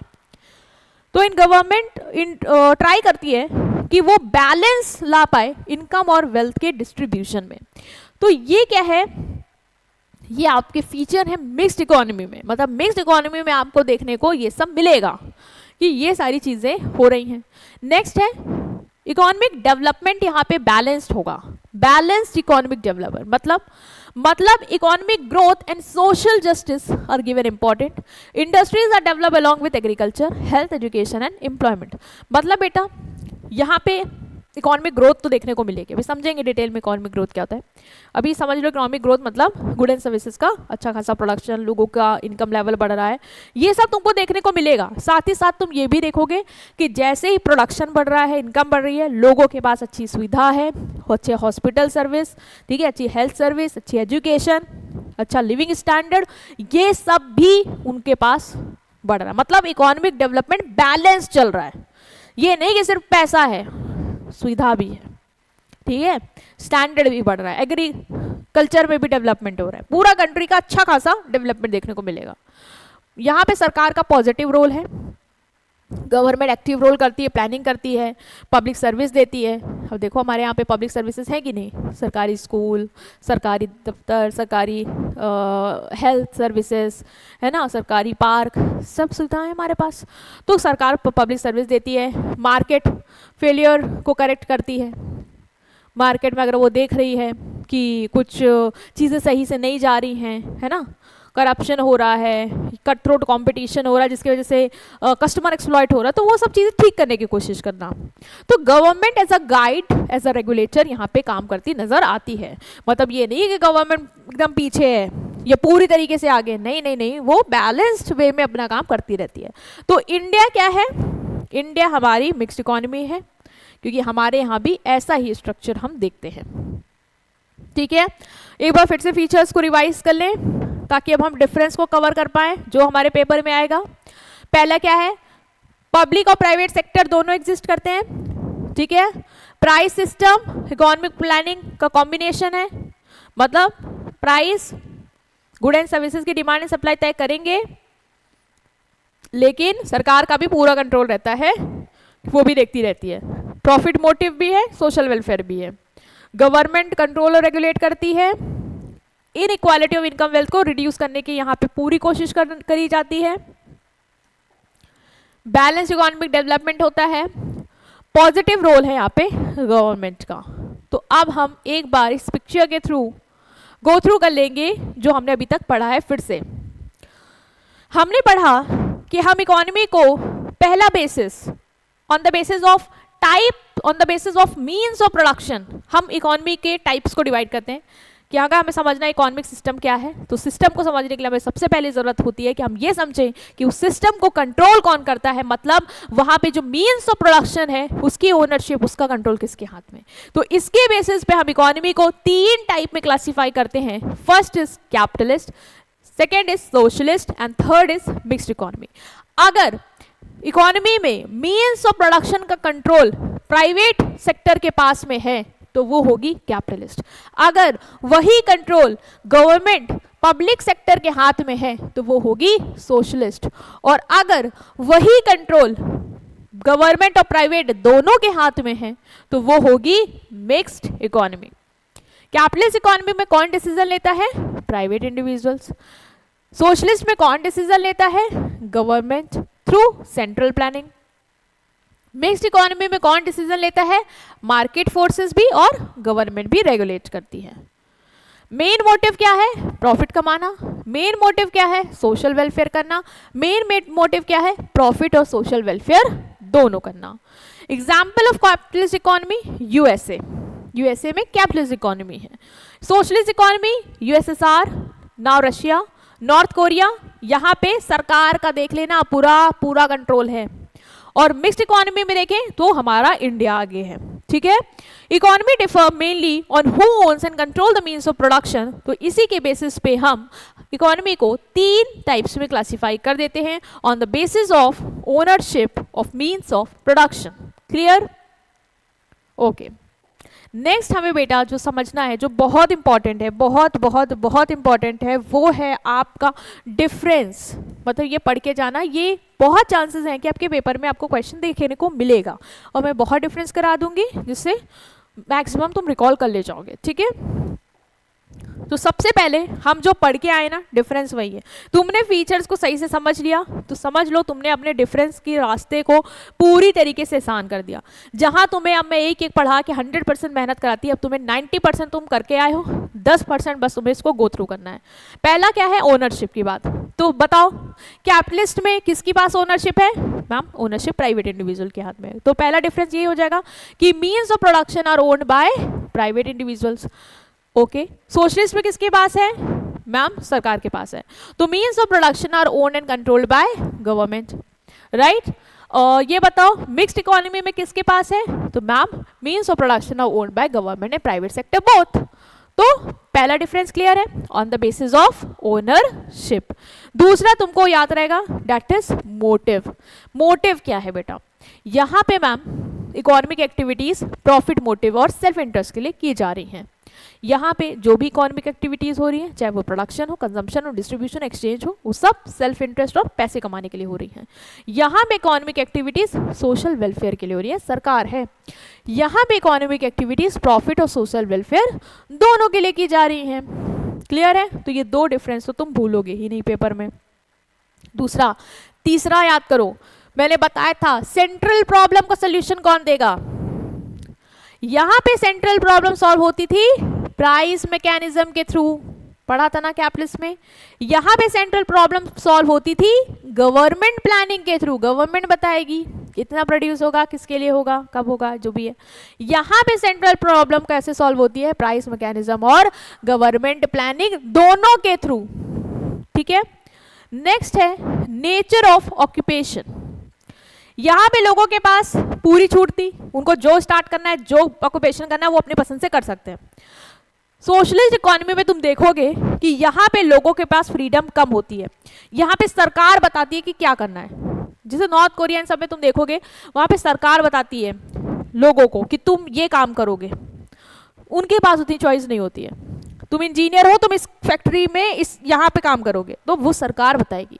मिक्स्ड इकोनॉमी में हमारे लोग के पास क्या है, फ्रीडम है कि नहीं है, है ना।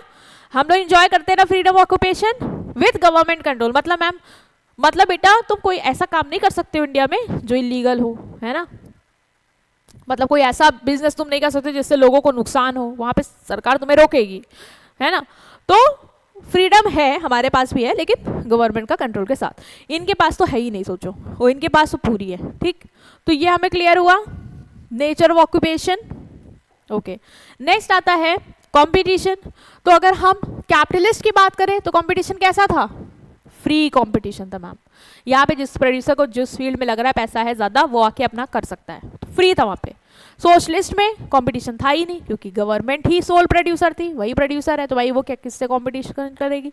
मिक्स्ड इकोनॉमी में क्या है, कंपटीशन लिमिटेड है, मतलब है भी और सरकार कंट्रोल भी करती रहती, तो लिमिटेड है। ठीक है, कंज्यूमर सॉवरेनिटी, कंज्यूमर को यहाँ पे कंप्लीटली फ्रीडम है कि भाई आप अपनी पसंद का गुड्स खरीद सकते हो। सोशल इकोनॉमी में कंज्यूमर सिर्फ गवर्नमेंट प्रोड्यूसर है, तो भाई जो बना रही तुम्हारे पास क्या ही चॉइस है, सरकारी गुड्स है, जो मिल रहा है वही खरीदोगे, तो लिमिटेड या कोई भी चॉइस नहीं है, फ्रीडम। ठीक है, मिक्स इकोनॉमी में हमारे पास बताओ फ्रीडम ऑफ चॉइस है या नहीं। हाँ मैम है, बट लिमिटेड है। लिमिटेड क्यों है मैम, हमको तो जो पसंद आता है हम खरीद लेते हैं। बेटा देखो, कंज्यूमर गुड्स में तुम्हें जो पसंद आता है तुम खरीद लेते हो, लेकिन जो सेक्टर सरकार के कंट्रोल में, तुम वहां क्या अपने पसंद का खरीद पाओगे। इलेक्ट्रिसिटी, पावर हो गया, रेलवे हो गया, वहां पे तो सरकारी चीजें चल रही है ना, तो जो सरकार दे रही है वही लोगे, पसंद हो ना हो। तो लिमिटेड है कि नहीं थोड़ा बहुत, हाँ है, आप समझ में आया, है लिमिटेड। ठीक है, नेक्स्ट है डिस्ट्रीब्यूशन ऑफ इनकम। इनकम का डिस्ट्रीब्यूशन बताओ कैसा होगा। अगर हम कैपिटलिस्ट इकोनॉमी की बात करें तो large inequality of income exist, हमने बात भी की थी, रिच रिच होता जाता है और गरीब गरीब रह जाता है। याद करो, मैंने बताया था, फैक्ट्री का ओनर बढ़िया फील्ड में घुस गया, अच्छा पैसा छाप रहा है, वो अमीर से अमीर होता जाएगा, और जो फैक्ट्री में फिक्स्ड वेजेस पे काम कर रहा है वो गरीब गरीब का गरीब ही रहता जाएगा। तो इनइक्वालिटी बड़े मात्रा में तुम्हें कैपिटलिस्ट इकोनॉमी में देखने को मिलेगी। अगर हम बात करें सोशलिस्ट इकोनॉमी की, तो इनइक्वालिटी ऑफ इनकम मिनिमम होती है, मतलब उतनी नहीं होती है, मिनिमम, क्योंकि सरकार के हाथ में, भाई सरकार पूरी कोशिश करती है कि बैलेंस बने, वेलफेयर रहे। अगर हम अपनी कंट्री की बात करें, मिक्स्ड इकोनॉमी की बात करें, तो income inequality exist but reduce, exist करती है भाई। हमारी कंट्री में भी हम देखते हैं कुछ लोग बहुत अमीर हैं, कुछ लोग गरीब हैं, तो एग्जिस्ट करेगी, लेकिन सरकार पूरी कोशिश करती है भाई प्रोग्रेसिव टैक्सेशन के थ्रू, सब्सिडी के थ्रू, ठीक है, वेलफेयर के थ्रू, कि उसको थोड़ा कम किया जाए। इकोनॉमिक फ्लक्चुएशन क्या रहेंगे मैम, देखो यहाँ पे तुमने देखा था कि फ्लक्चुएशन बहुत ज़्यादा तुम्हें देखने को मिलते रहते हैं, क्योंकि डिमांड एंड सप्लाई का गेम है, तो उतार चढ़ाव प्राइस में सब इन्फ्लेशन डिफ्लेशन तुम्हें दिखने को मिलेगा। अगर हम सोशलिस्ट की बात करें तो होते ही नहीं है भाई, सरकार के हाथ में सब कुछ, सरकार प्राइस डिसाइड कर रही है, सरकार सप्लाई डिसाइड कर रही है, तो काहे का फ्लक्चुएशन। मिक्स्ड इकोनॉमी में होते हैं लेकिन सरकार कंट्रोल करती है, ठीक है, होते हैं लेकिन कंट्रोल किया जाता है। नेक्स्ट हम आएंगे अपने नेक्स्ट क्लासिफिकेशन के थ्रू। देखो तुम्हें सोशलिस्ट, कैपिटलिस्ट और मिक्स्ड अब क्लियर हो गया होगा, बहुत बार रिपीट कर दिया है और अच्छे से समझा दिया, आई होप आपको क्लियर है ना। अब हम आ रहे हैं अपने दूसरे क्लासिफिकेशन में। मैंने कहा था ना, एक इकोनॉमी के सिस्टम को समझना है तो पहला जवाब चाहिए होगा कि सिस्टम को ओन कौन करता है। जैसे मैंने समझना था भाई इंडियन इकोनॉमी सिस्टम कौन ओन करता है, मैंने समझा यहाँ पे सरकार प्राइवेट दोनों ओन करती है।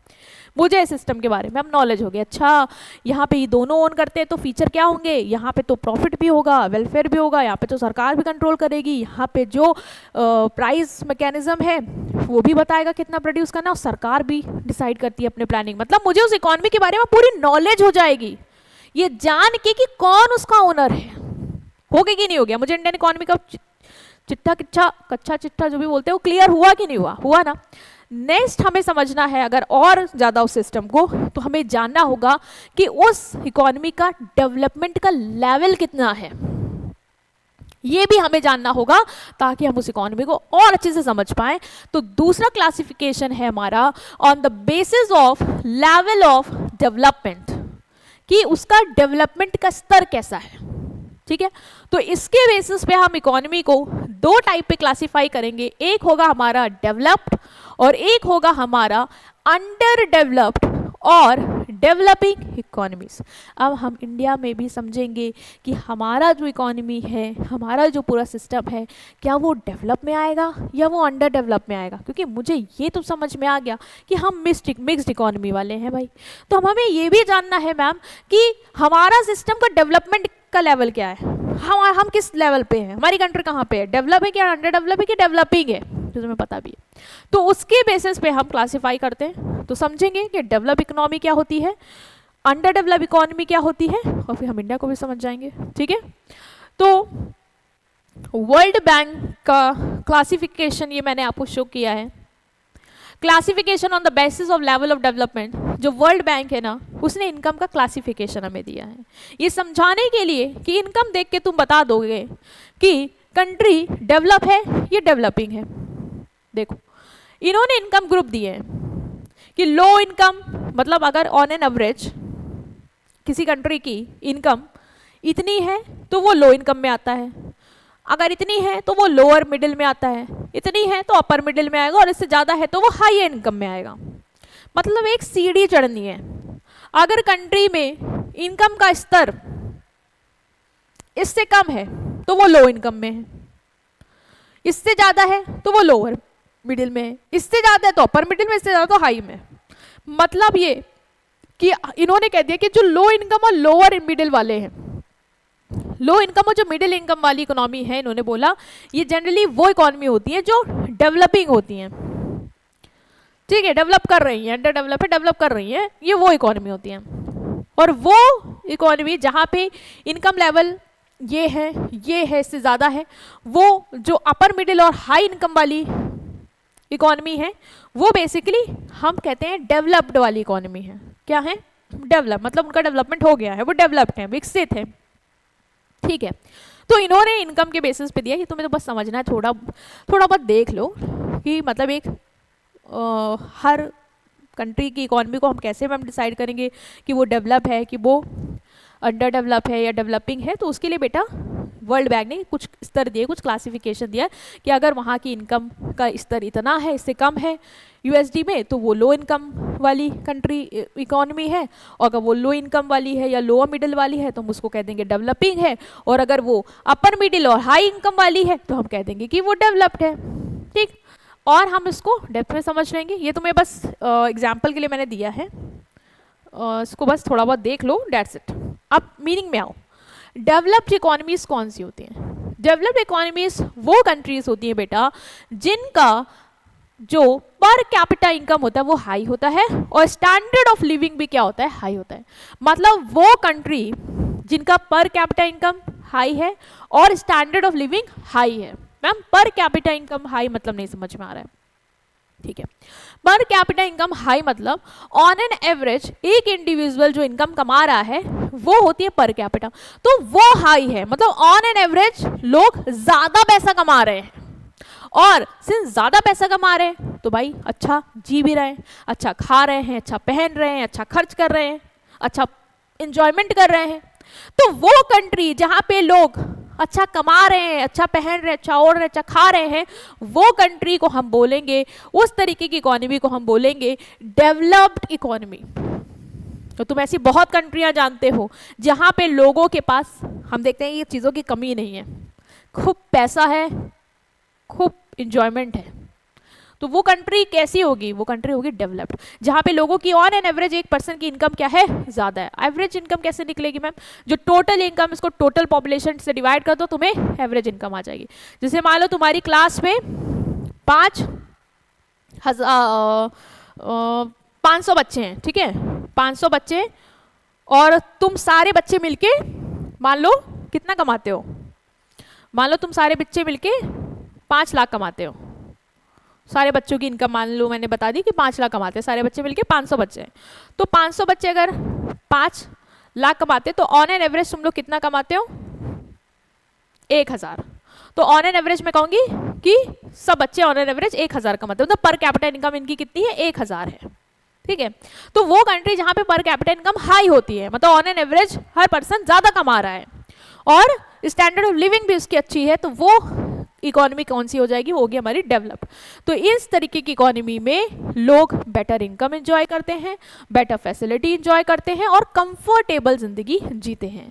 The standard of living of country is measured by its per capita income, so country with high per capita income are called developed economy.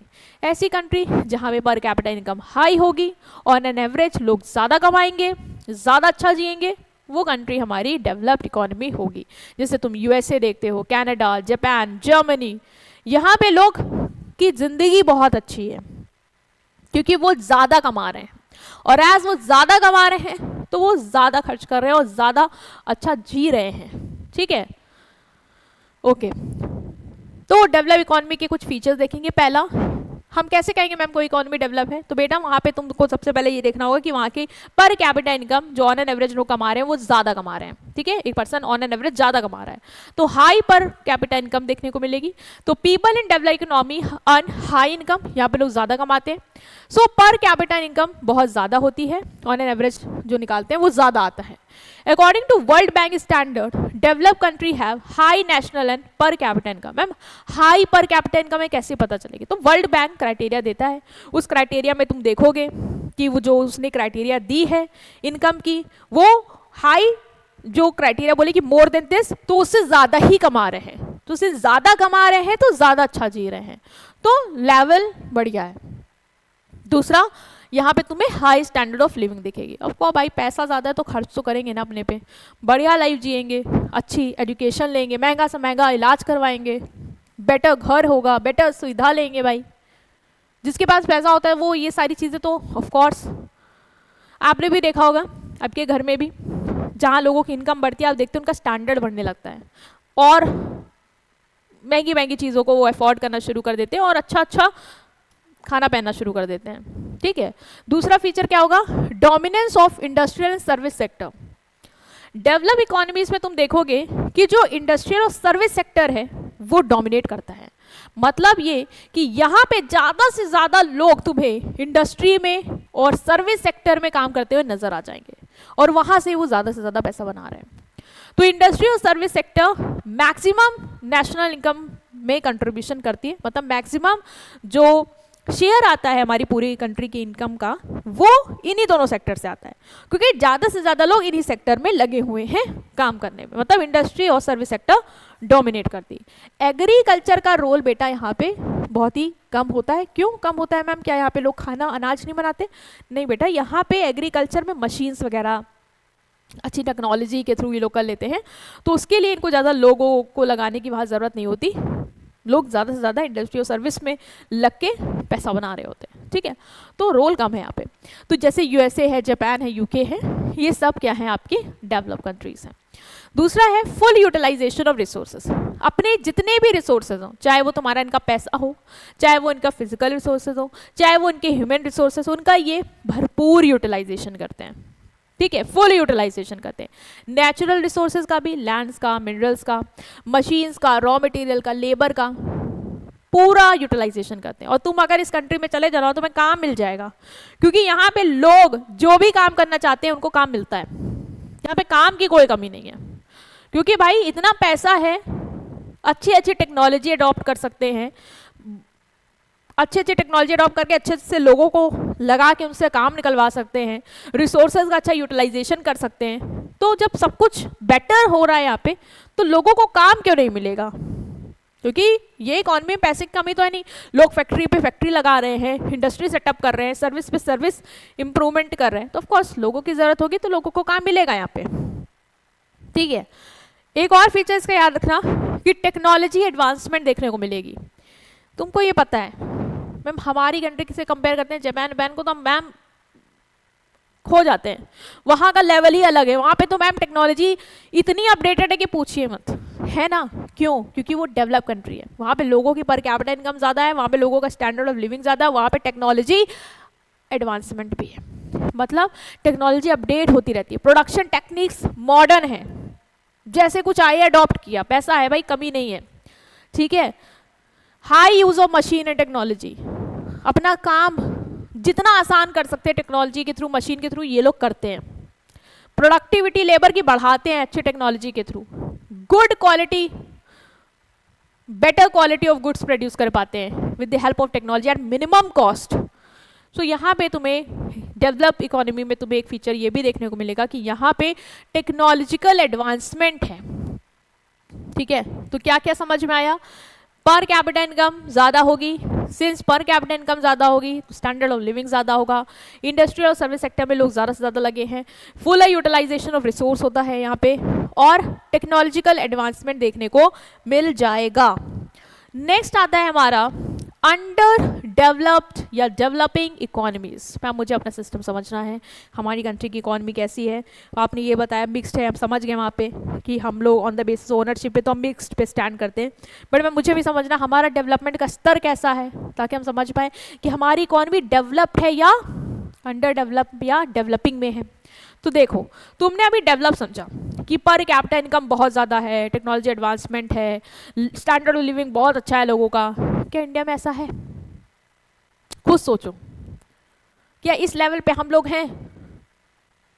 Ma'am है भी नहीं, भी इतना नहीं है, नहीं है ना? तो हम इस पे आएंगे फिर, मतलब हम अंडर डेवलप डेवलपिंग में स्टैंड कर रहे हैं। अंडर डेवलप इकोनॉमी एक ऐसी इकोनॉमी होती है जहां पे लेवल ऑफ पर capita income is low and standard of living of people is poor. इतनी बेइज्जती इतनी बेइज्जती तो नहीं होनी थी देखो, हम लोग इम्प्रूव कर रहे हैं, है ना? ये अंडर डेवलप का बता रहा है कि वहां पे लोगों का जो पर कैपिटा इनकम है वो लो है, मतलब ऑन एन एवरेज लोग कम कमा रहे हैं, और जो स्टैंडर्ड ऑफ लिविंग है वो भी पुअर है, मतलब लोग अच्छा नहीं जी रहे हैं। देखो बेटा, हमारी कंट्री में कुछ लोग को तो तुम कहोगे कि स्टैंडर्ड ऑफ लिविंग अच्छा है, ठीक है, और बढ़िया कमा रहे हैं, जी रहे हैं, लेकिन मेजर लोगों को देखो, मेजॉरिटी ऑफ इंडिया की पॉपुलेशन को देखो, हम यहाँ नहीं स्टैंड करते। ऑन एन एवरेज लोग कितना ही कमा रहे हैं, जो रिक्शा चला रहे हैं, जो भीख मांग रहे हैं, जो झोपड़ी में रह रहे हैं, मेजॉरिटी पॉपुलेशन तो उसी कैटेगरी में ना यहाँ पे, तो वो क्या बहुत ज़्यादा कमा रहे हैं? नहीं। वो क्या बहुत अच्छा जी रहे हैं, बहुत अच्छे एजुकेशन अफोर्ड कर पा रहे हैं? नहीं। तो इम्प्रूव कर रहे हैं, हम अभी बने नहीं हैं डेवलप, ठीक है, तो हम भी यहीं पे हैं। तो सच इकोनॉमीज मेनली किस पे डिपेंड करती है? एग्रीकल्चर पे। हमारे यहाँ भी हम एग्रीकल्चर पे डिपेंड करते हैं। ट्रेडिशनल मेथड ही प्रोडक्शन के यूज होते हैं, इतना अपडेट नहीं करते हैं, ठीक है। Suffer from lack of capital, पैसों की पूंजी की कमी रहती है। टेक्नोलॉजी एम्प्लॉयमेंट अपॉर्चुनिटी, भाई हमारे यहाँ देख रहे हो कितनी बेरोजगारी होती जा रही है। टेक्नोलॉजी, हम कुछ तो इंडस्ट्रीज अफोर्ड कर लेती है जहाँ पैसे हैं लोगों के पास, जहाँ नहीं है वहाँ पे लोग छोटे प्रोड्यूसर आज भी ट्रेडिशनल मेथड से ही चीज़ें कर रहे हैं, ठीक है। सो इस तरीके की इकोनॉमीज को हम डेवलपिंग इकोनॉमीज भी कहते हैं, because they are passing through the process of growth and development. हम डेवलपिंग है क्योंकि अब हम धीरे धीरे ग्रोथ कर रहे हैं, हम पास कर रहे हैं उस प्रोसेस से, जिससे हम भी डेवलप बन पाएं, हम भी अपने यहाँ के लोगों की पर कैपिटा इनकम बढ़ा पाएं, हम भी स्टैंडर्ड ऑफ लिविंग इम्प्रूव कर पाएं, हम भी टेक्नोलॉजिकल एडवांसमेंट कर पाएं, ठीक है, हम भी इंडस्ट्रियल सर्विस सेक्टर में ज़्यादा से ज़्यादा कंट्रीब्यूट कर पाएँ, तो हम अभी उधर जा रहे हैं, बट अभी हम गए नहीं हैं पूरी तरीके से, ठीक है।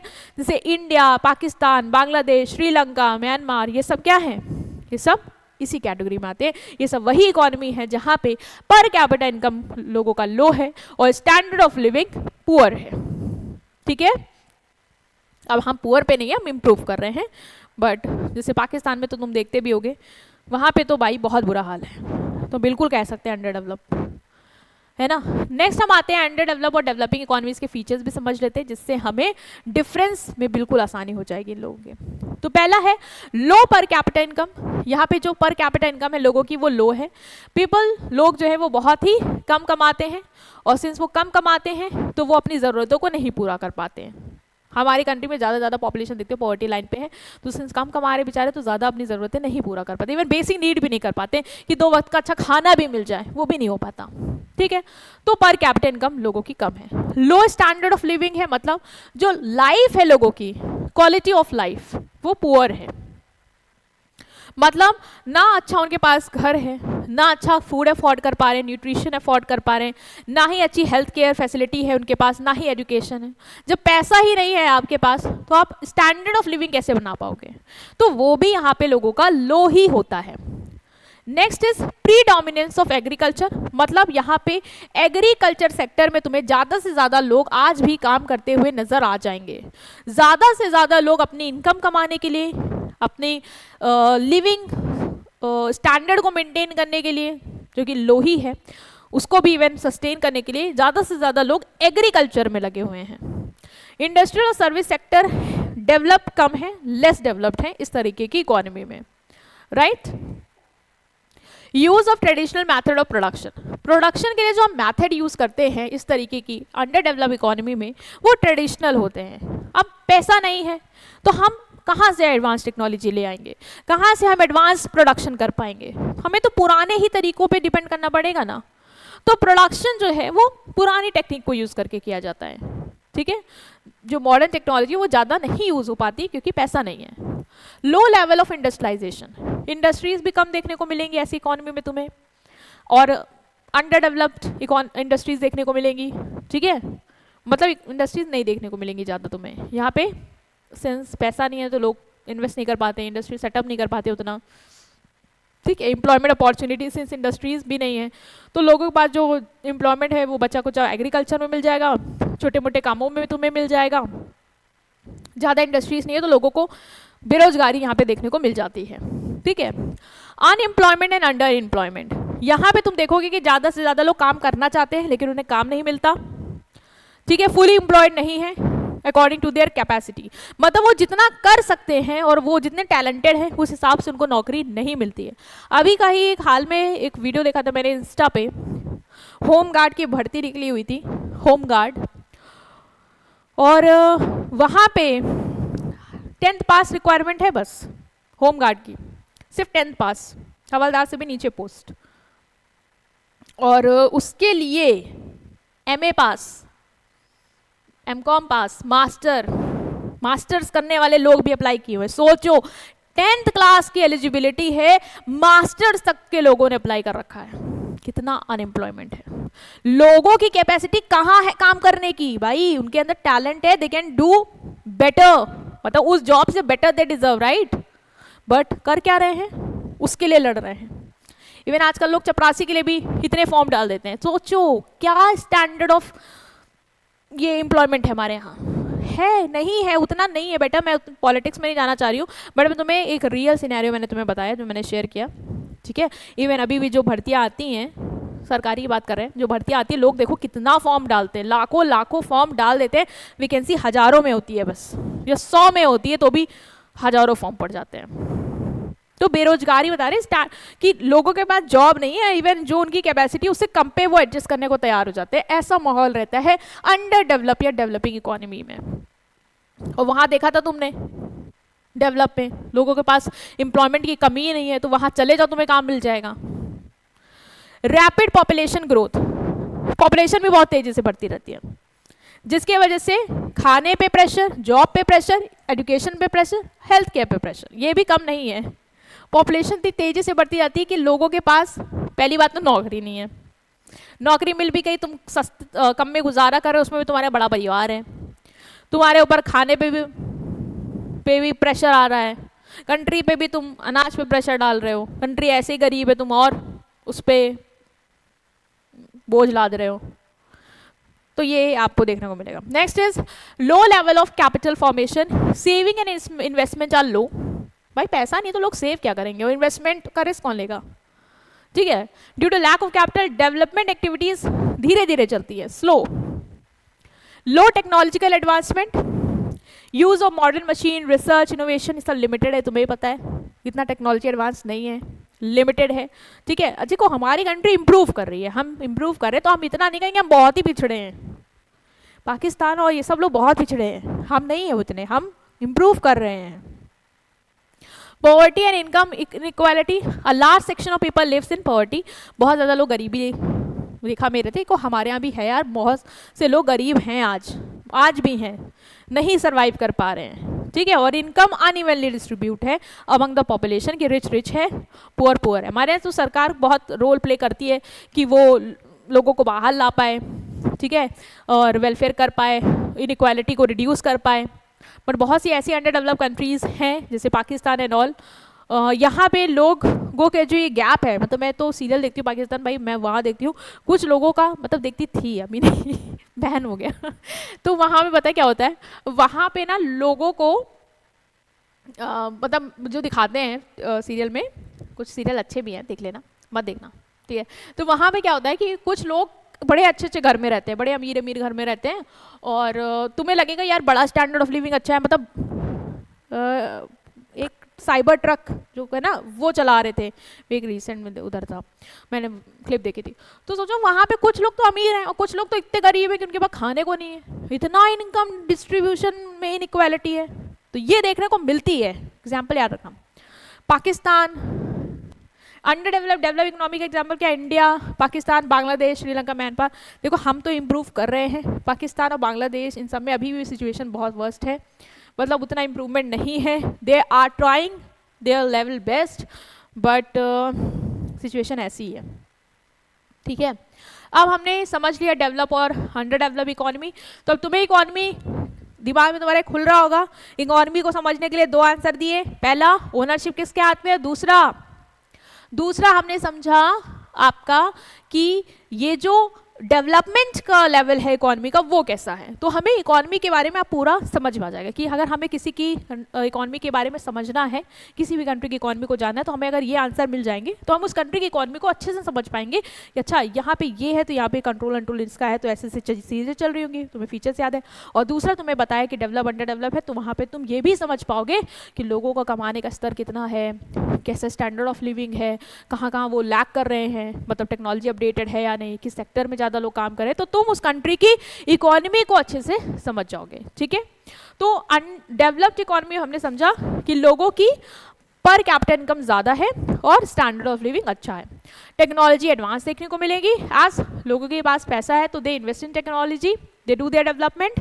Industrial and service sector dominate करती है, ज़्यादा से ज़्यादा लोग इस सेक्टर में लगे हुए हैं और अच्छा अच्छा पैसा बना रहे हैं। एग्रीकल्चर सेक्टर में लोग कम दिखेंगे तुम्हें, पॉवर्टी कम है, अनएम्प्लॉयमेंट लेवल कम है, यहाँ पे हाई प्रोडक्टिविटी है लेबर की, मतलब फुल यूटिलाइजेशन ऑफ रिसोर्सेज पे डेवलप इकोनॉमी फोकस करते हैं। अगर हम अंडर डेवलप की बात करें तो यहाँ पे लोगों की पर कैपिटल इनकम तुम्हें कम देखने को मिलेगी, स्टैंडर्ड ऑफ लिविंग भी तुम्हें बहुत ही लो दिखेगा, पुअर दिखेगा, इवन मेथड्स ऑफ प्रोडक्शन पुराने हैं, पुराने तरीकों से चल रहे हैं आज भी। एग्रीकल्चर मेन ऑक्यूपेशन है, ज़्यादा से ज़्यादा मेजॉरिटी ऑफ पॉपुलेशन तुम्हें एग्रीकल्चर में काम करती हुई नजर आएगी। Wide spread poverty and unemployment, लोग ज़्यादा से ज़्यादा गरीब हैं और अनएम्प्लॉयड हैं। लो प्रोडक्टिविटी ऑफ लेबर रिसोर्स, भाई जब टेक्नोलॉजी अपडेट नहीं है तुम्हारे पास तो तुम कहाँ से लोगों का यूटिलाइज कर पाओगे, लोगों का कैसे कर पाओगे जब तुम्हारे पास इंडस्ट्री नहीं है, तुम्हारे पास जॉब ही नहीं है, तो लोग तो बेरोजगार घूम रहे हैं, तो उनका तो यूटिलाइजेशन छोड़ो, इवन रिसोर्सेज का इनका भी तुम बेटर यूटिलाइजेशन नहीं कर पाओगे, मटेरियल वगैरह का, क्योंकि तुम्हारे पास टेक्नोलॉजी अच्छी नहीं कि उसका तुम ज़्यादा से ज़्यादा यूटिलाइज करके ज़्यादा से ज़्यादा क्रिएट कर पाओ, है ना। तो वो तुम्हें यहाँ पे देखने को मिलेगी। ओके, तो अंडर डेवलप इकोनॉमी हमने समझ ली। अब हम को जब ये समझ में आ गया तो हमें डिफरेंस भी आराम से आ जाएगा, जो कि हमारे एग्जाम पॉइंट ऑफ व्यू से वेरी इंपॉर्टेंट है, ठीक है। क्योंकि एग्जाम में वो अगर नॉलेज टेस्ट करते हैं तो वो तुमसे एक एक पूछे, इससे अच्छा वो एक डिफरेंस देके तुम्हारी सारी नॉलेज चेक कर ले सबके बारे में, तो वो ज़्यादा अच्छी अप्रोच होती है। तो इसलिए हम डिफरेंस को समझते हैं। तो डेवलप्ड और अंडर डेवलप्ड इकोनॉमीज में सबसे पहला डिफरेंस होगा ऑन द बेसिस ऑफ पर कैपिटा इनकम, कि पर कैपिटा इनकम किससे। यहाँ पे पर कैपिटा इनकम क्या है, हाई है, मतलब लोग ज़्यादा कमाते हैं। यहाँ पे पर कैपिटा इनकम लो है, मतलब लोग कम कमाते हैं। इंसिडेंस ऑफ पॉवर्टी लो है, लोग कम गरीब है। और यहाँ पे गरीबी की तो छोड़ो, बहुत ज़्यादा है, वाइड स्प्रेड। ऑक्यूपेशन की बात करें तो ज़्यादा से ज़्यादा लोग तुम्हें इंडस्ट्रियल और सर्विस सेक्टर में दिखेंगे। एग्रीकल्चर सेकेंडरी है। यहाँ पे अंडर डेवलप में एग्रीकल्चर जो है वो मेन सेक्टर है, तुम्हें ज़्यादा से ज़्यादा लोग इसी सेक्टर में काम करते हुए नजर आएंगे। टेक्नोलॉजी की बात करें तो सिंस लोगों के पास पैसा है, यहाँ पे लोग फुल यूटिलाइजेशन करते हैं अपने रिसोर्सेज का, तो वो अच्छी technology, advance technology, modern technology production में यूज़ करेंगे। यहाँ पे सिंस पैसा ही नहीं है, गरीबी है, तो फिर लोग पुराने तरीके से ही प्रोडक्शन करते हैं। प्रोडक्टिविटी की बात करें तो productivity of labour is very high. यहाँ पे जो लेबर की प्रोडक्टिविटी है, काम करने की क्षमता, वो बहुत ज़्यादा है। क्यों? क्योंकि टेक्नोलॉजी है, ठीक है, अच्छे रिसोर्सेज हैं, तो हम अपने वर्कर को सेटिस्फाइड रखते हैं, उसे ज़्यादा से ज़्यादा मोटिवेट रखते हैं, खुश रहता है, अच्छे इन्वायरमेंट में रहता है, अच्छी टेक्नोलॉजी के साथ करता है, तो वो ज़्यादा से ज़्यादा आउटपुट दे पाता है। डेवलप में अगर अंडर डेवलप की बात करें तो वर्कर की प्रोडक्टिविटी लोअर है। एक तो आप उसको पुराने धड़ल्ले तरीक़ों से चला रहे हो, और उसके पास भैया उसको कम पैसा मिल रहा, तो वो उतना बेस्ट क्यों देगा, अपना उतनी एफिशिएंसी से काम नहीं करेगा, ठीक है। यूटिलाइजेशन ऑफ रिसोर्सेज की बात करें तो proper and full utilization of available resource. Developed economy में जो रिसोर्सेज का यूटिलाइजेशन होता है वो अच्छा होता है, प्रॉपर होता है, क्योंकि इनके पास अच्छी टेक्नोलॉजी है, पैसा है, तो ये कोशिश करते हैं कि जो भी लोग हैं, जो भी मटेरियल है, जो भी पैसा है, उसका हम बढ़िया यूटिलाइजेशन करें, अपने आप को और डेवलप करें, ठीक है। यहाँ पे रिसोर्सेज का यूटिलाइजेशन उतना प्रॉपर नहीं होता है, lack of technology, lack of money and all. Population की बात करें तो not over populated, population growth rate low रहती है। यहाँ पे डेवलप्ड वालों की पॉपुलेशन जो ग्रोथ रेट है वो लो रहती है, इतना ज़्यादा ओवर पॉपुलेटेड नहीं है ये लोग। लेकिन अंडर डेवलप इकोनॉमी में लोगों के पास कोई काम नहीं है, तो they are doing whatever they have, so population बढ़ा रहे हैं, ओवर पॉपुलेटेड है। डिस्ट्रीब्यूशन ऑफ इनकम की बात करें तो गैप जो रिच एंड पुअर के बीच में है वो कम है, ठीक है, उतना नहीं है, क्योंकि सब लोग पैसे कमा रहे हैं, डेवलप्ड है, everyone is giving their best, so उतना गैप नहीं देखने को मिलेगा। लेकिन यहाँ पे रिच एंड पुअर के बीच में गैप जो है वो ज़्यादा देखने को मिलेगा, क्योंकि अमीर अमीर है और गरीब जो है वो बहुत ही ज़्यादा गरीब आपको देखने को मिलेगा, ठीक है। अगर हम एम्प्लॉयमेंट की बात करें तो यहाँ पे डेवलप इकोनॉमी में हम बात करें तो आपको अनएम्प्लॉयमेंट का ऐसा कोई केस देखने को नहीं मिलेगा, लोगों के पास जॉब रहती है, ठीक है। यहाँ पे under develop economy of course गरीब देश है, अनएम्प्लॉयमेंट उतना नहीं है। भाई अगर एम्प्लॉयमेंट होता तो लोगों के पास पैसों की कमी ना होती, तो अच्छा लेवल जी रहे होते, अच्छा कमा रहे होते, बट नहीं है, तो इसीलिए अनएम्प्लॉयमेंट बहुत है यहाँ पे। इंफ्रास्ट्रक्चर की बात करें तो infrastructure facilities are develop and substantial. Infrastructure यहाँ के जो भी रिसोर्सेज हैं जो आपको हेल्प करेंगे फर्दर बिजनेस कैरी आउट करने में, इंडस्ट्री सेटअप में, लाइक यहाँ का जो कम्युनिकेशन नेटवर्क है, ठीक है, यहाँ की जो इलेक्ट्रिसिटी है, पावर है, बेसिक फैसिलिटीज़ है कंट्री में, ट्रांसपोर्टेशन फैसिलिटीज़ हैं, ये सारा जो इंफ्रास्ट्रक्चर है, फिजिकल इंफ्रास्ट्रक्चर, ये डेवलप्ड में बहुत स्ट्रांग है, ठीक है, आपको और सपोर्ट करेगा। बट यहाँ पे बात करें तो यहाँ पे नहीं है, पुअर है। ह्यूमन कैपिटल की बात करें तो high quality of human capital, high literacy, good health, good sanitation, मतलब यहाँ पे लोग ज़्यादा से ज़्यादा पढ़े लिखे मिलेंगे आपको, उनकी वर्थ होगी, दे आर नॉलेजेबल, अच्छी हेल्थ होगी। यहाँ पे पुअर कैपिटल है, poor quality of human capital देखिए, मतलब ज़्यादा लोगों पढ़े लिखे नहीं है, लिटरेट हैं, ऑफकोर्स इलिटरेट है, भाई पैसा नहीं है तो लोग कहाँ उतना अफोर्ड कर पा रहे हैं, या जो सरकारी स्कूल भी होंगे यहाँ पे उतना अच्छा नहीं दे रहे हैं अपना आउटपुट। इवन आप यहाँ की भी बात करो तो यहाँ पे भी अगर हम बोले तो कितने सरकारी स्कूल ऐसे हैं जहाँ पे टीचर्स ही नहीं हो, बच्चे आ रहे हैं, वो बच्चे नहीं आ रहे, खाना वाना लेके जा रहे हैं। तो तुम खुद सोचो कि वहाँ यहाँ के भाई बच्चे भी डेवलपिंग में आ रहे हैं, तो क्या यहाँ पे पढ़े लिखे हैं? मेजॉरिटी ऑफ पॉपुलेशन इलिटरेट तुम्हें दिख जाएगी। पैसा नहीं है तो हेल्थ कहाँ अफोर्ड करते हैं? सरकारी में इतनी भीड़ लगी है, तुम कहाँ से तुम्हें बेस्ट से बेस्ट मिल जाएगा? नहीं मिलेगा। तो वहाँ पे क्वालिटी अगर देखें ना ह्यूमन कैपिटल की तो बढ़िया है, और यहाँ पे ह्यूमन कैपिटल की क्वालिटी क्या है? पुअर। ठीक है, ओके। नेक्स्ट और जो लास्ट टॉपिक हमारे रह गए हैं वो रह गया इकोनॉमिक ग्रोथ और इकोनॉमिक डेवलपमेंट, क्योंकि हमने अभी इसमें बार बार आ रहा था economic growth and economic development, तो मैंने सोचा था मैं तुम्हें बताऊंगी। ठीक है, तो हमने सबसे पहले जो मेजर था कि टाइप्स ऑफ इकोनॉमीज को समझना था, जिसमें हमें समझना था इकोनॉमी क्या है, हमने समझा सिस्टम है। अब इस सिस्टम को समझने के लिए, इस इकोनॉमी को समझने के लिए हमने दो क्लासिफिकेशन करे थे, that is on the basis of ownership of means of production and दूसरा था on the basis of level of development, जिसके बेसिस हमने डेवलप्ड और अंडर डेवलप समझा। On the basis of means of production हमने economy के 3 type पढ़े, that is socialist, capitalist and mixed economy, right. तो टाइप्स इकोनॉमीज में हमने ये सब डिस्कस कर लिया है अब तक। अब हम आ रहे हैं अपने एक टॉपिक को लेके, that is economic growth. Economic growth क्या होती है? What is the meaning of economic growth? Okay, तो economic growth refers to an increase in production of good and services in an economy over a period of time. बताइए economic growth क्या होती है? कि हमारी इकोनॉमी में एक समय, एक over a period of time, एक समय तक कितना गुड एंड सर्विसेज के प्रोडक्शन में इंक्रीमेंट हुआ है, वो होगी क्या? हमारी इकोनॉमिक ग्रोथ। ठीक है, तो एक इकोनॉमी में गुड एंड सर्विसेज के प्रोडक्शन में कितना इंक्रीज हुआ है over a period of time, उस ग्रोथ को ही हम क्या बोलते हैं? Economic growth. ये शो करता है क्वांटिटेटिव इंक्रीज, क्वांटिटेटिव मतलब नंबर में, क्योंकि हम देखेंगे कि कितने गुड एंड सर्विसेज पिछले के मुकाबले इस पीरियड ऑफ टाइम में हमने इंक्रीज किए हैं।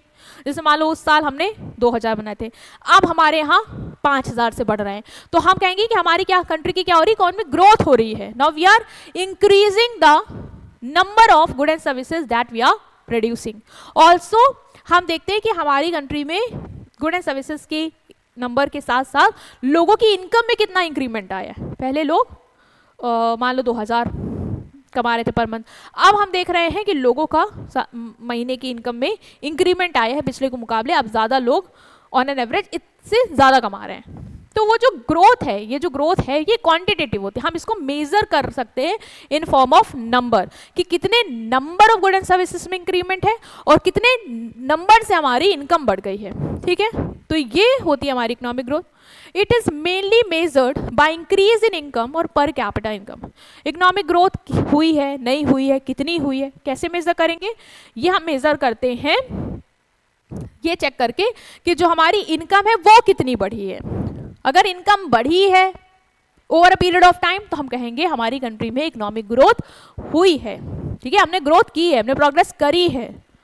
It focus only on how much economy is producing, not on people quality of life.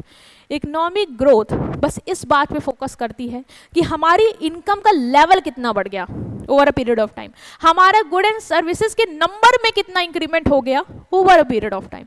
ये इस बारे में बात नहीं करती है कि क्या इस इनकम बढ़ने से, इस number of good and services बढ़ने से लोगों की स्टैंडर्ड ऑफ लिविंग में भी इंप्रूवमेंट हुआ है, क्या उनको अच्छी हेल्थ मिलने लग गई, क्या उनकी एजुकेशन में भी इंप्रूवमेंट हुआ है। इसकी बात इकोनॉमिक ग्रोथ नहीं करती है, वो सिर्फ क्वांटिटेटिव मेजर की बात करती है कि अगर किसी कंट्री की over a period of time goods के प्रोडक्शन में इंक्रीमेंट हुआ है या लोगों की इनकम में इंक्रीज हुआ है तो हम कहेंगे कि वहां पे इकोनॉमिक ग्रोथ हुई है।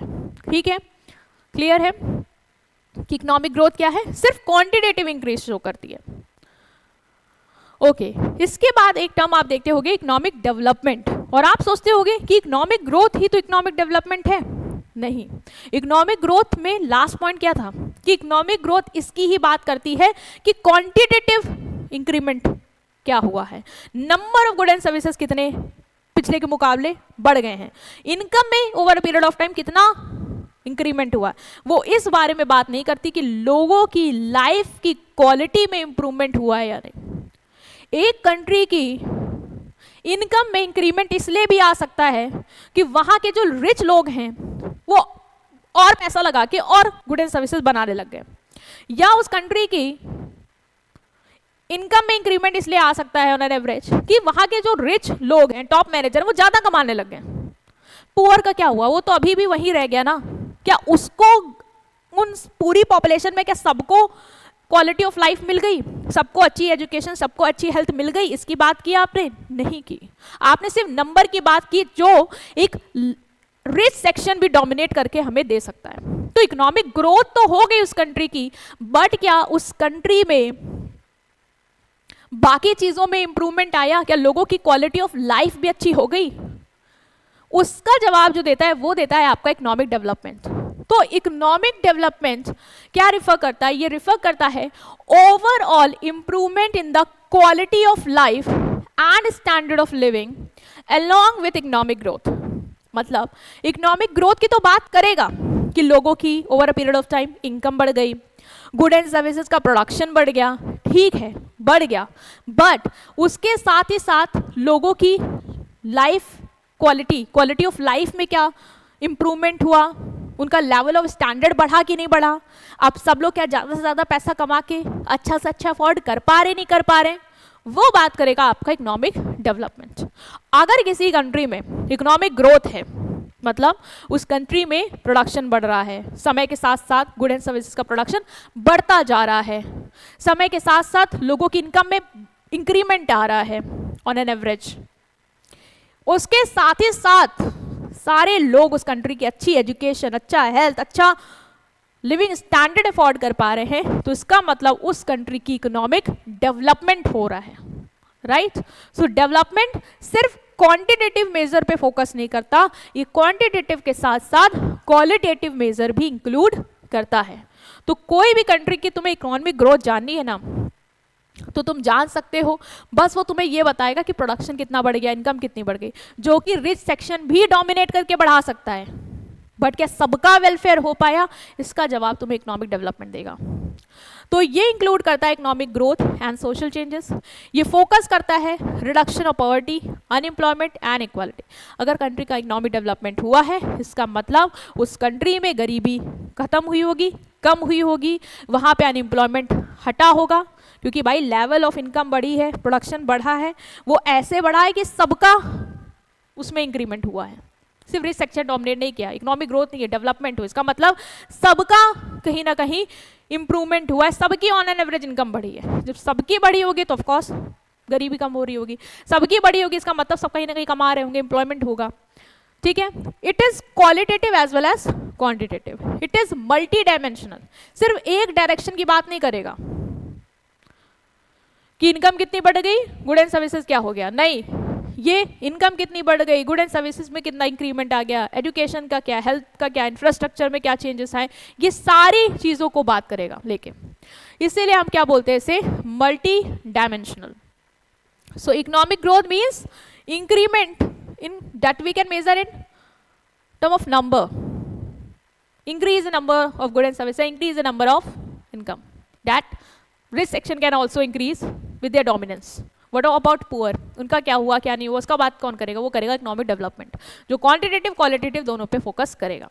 तो economic growth means increase in national income, production of good and services, mainly quantitative होता है, मोर इनकम एंड प्रोडक्शन इस पे फोकस करता है। भाई ज़्यादा से ज़्यादा बनाओ, ज़्यादा से ज़्यादा इनकम कमाओ, ये हो गया हमारे इकोनॉमिक ग्रोथ। हो सकता है ज़्यादा से ज़्यादा बनाओ, ज़्यादा से ज़्यादा कमा, बड़े ही लोग रहे हैं, छोटों का क्या हुआ, उसका भी तो हमें चाहिए, हमें तो बैलेंस चाहिए ना, तो वो बात करेगा इकोनॉमिक डेवलपमेंट।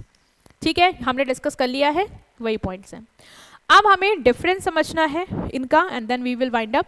और डिफरेंस बस यही है, तीन जो हम पढ़ा है वही हमने टैबुलर फॉर्म में रिप्रेजेंट किया है, राइट? सो पहला है मीनिंग। सो इकोनॉमिक ग्रोथ क्या है? Increase in production of good and services in an economy. Economy में गुड एंड सर्विसेज का जो प्रोडक्शन है उसमें कितना इंक्रीज हुआ है, ये बात करता है हमारा इकोनॉमिक ग्रोथ। इकोनॉमिक डेवलपमेंट बात करता है improvement in quality of life, economic wellbeing of people. लेकिन लोगों की life quality, standard of living में क्या इंप्रूवमेंट आया है, ठीक है, वेलबींग में क्या चेंजेस आए हैं, उसमें कितना बदलाव आया है, ये बात करता है इकोनॉमिक डेवलपमेंट। ये नैरो कॉन्सेप्ट है क्योंकि सिर्फ ये ग्रोथ की बात कर रहा है, ये ब्रॉड कॉन्सेप्ट है क्योंकि ये डेवलपमेंट को भी इन्वॉल्व कर रहा है। डेवलपमेंट में ग्रोथ आ जाएगा, बट डेवलपमेंट बड़े लेवल पे बात करता है, सिर्फ क्वांटिटेटिव की बात नहीं करता, क्वालिटेटिव चीज़ों की भी बात करता है कि क्वालिटेटिव चेंजेस कितने आए हैं। ठीक है, focus only on quantitative changes and it focus on both quantitative and qualitative changes, जो मैंने आपको बता दिया है इन डिटेल, बहुत बार रिपीट कर दिया है। आई होप आप अब तक समझ गए होंगे।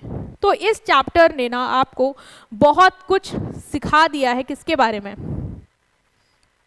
इकोनॉमी के बारे में। जब आपने इकोनॉमी के टाइप्स पढ़े ना तो आपने बहुत कुछ सीखा,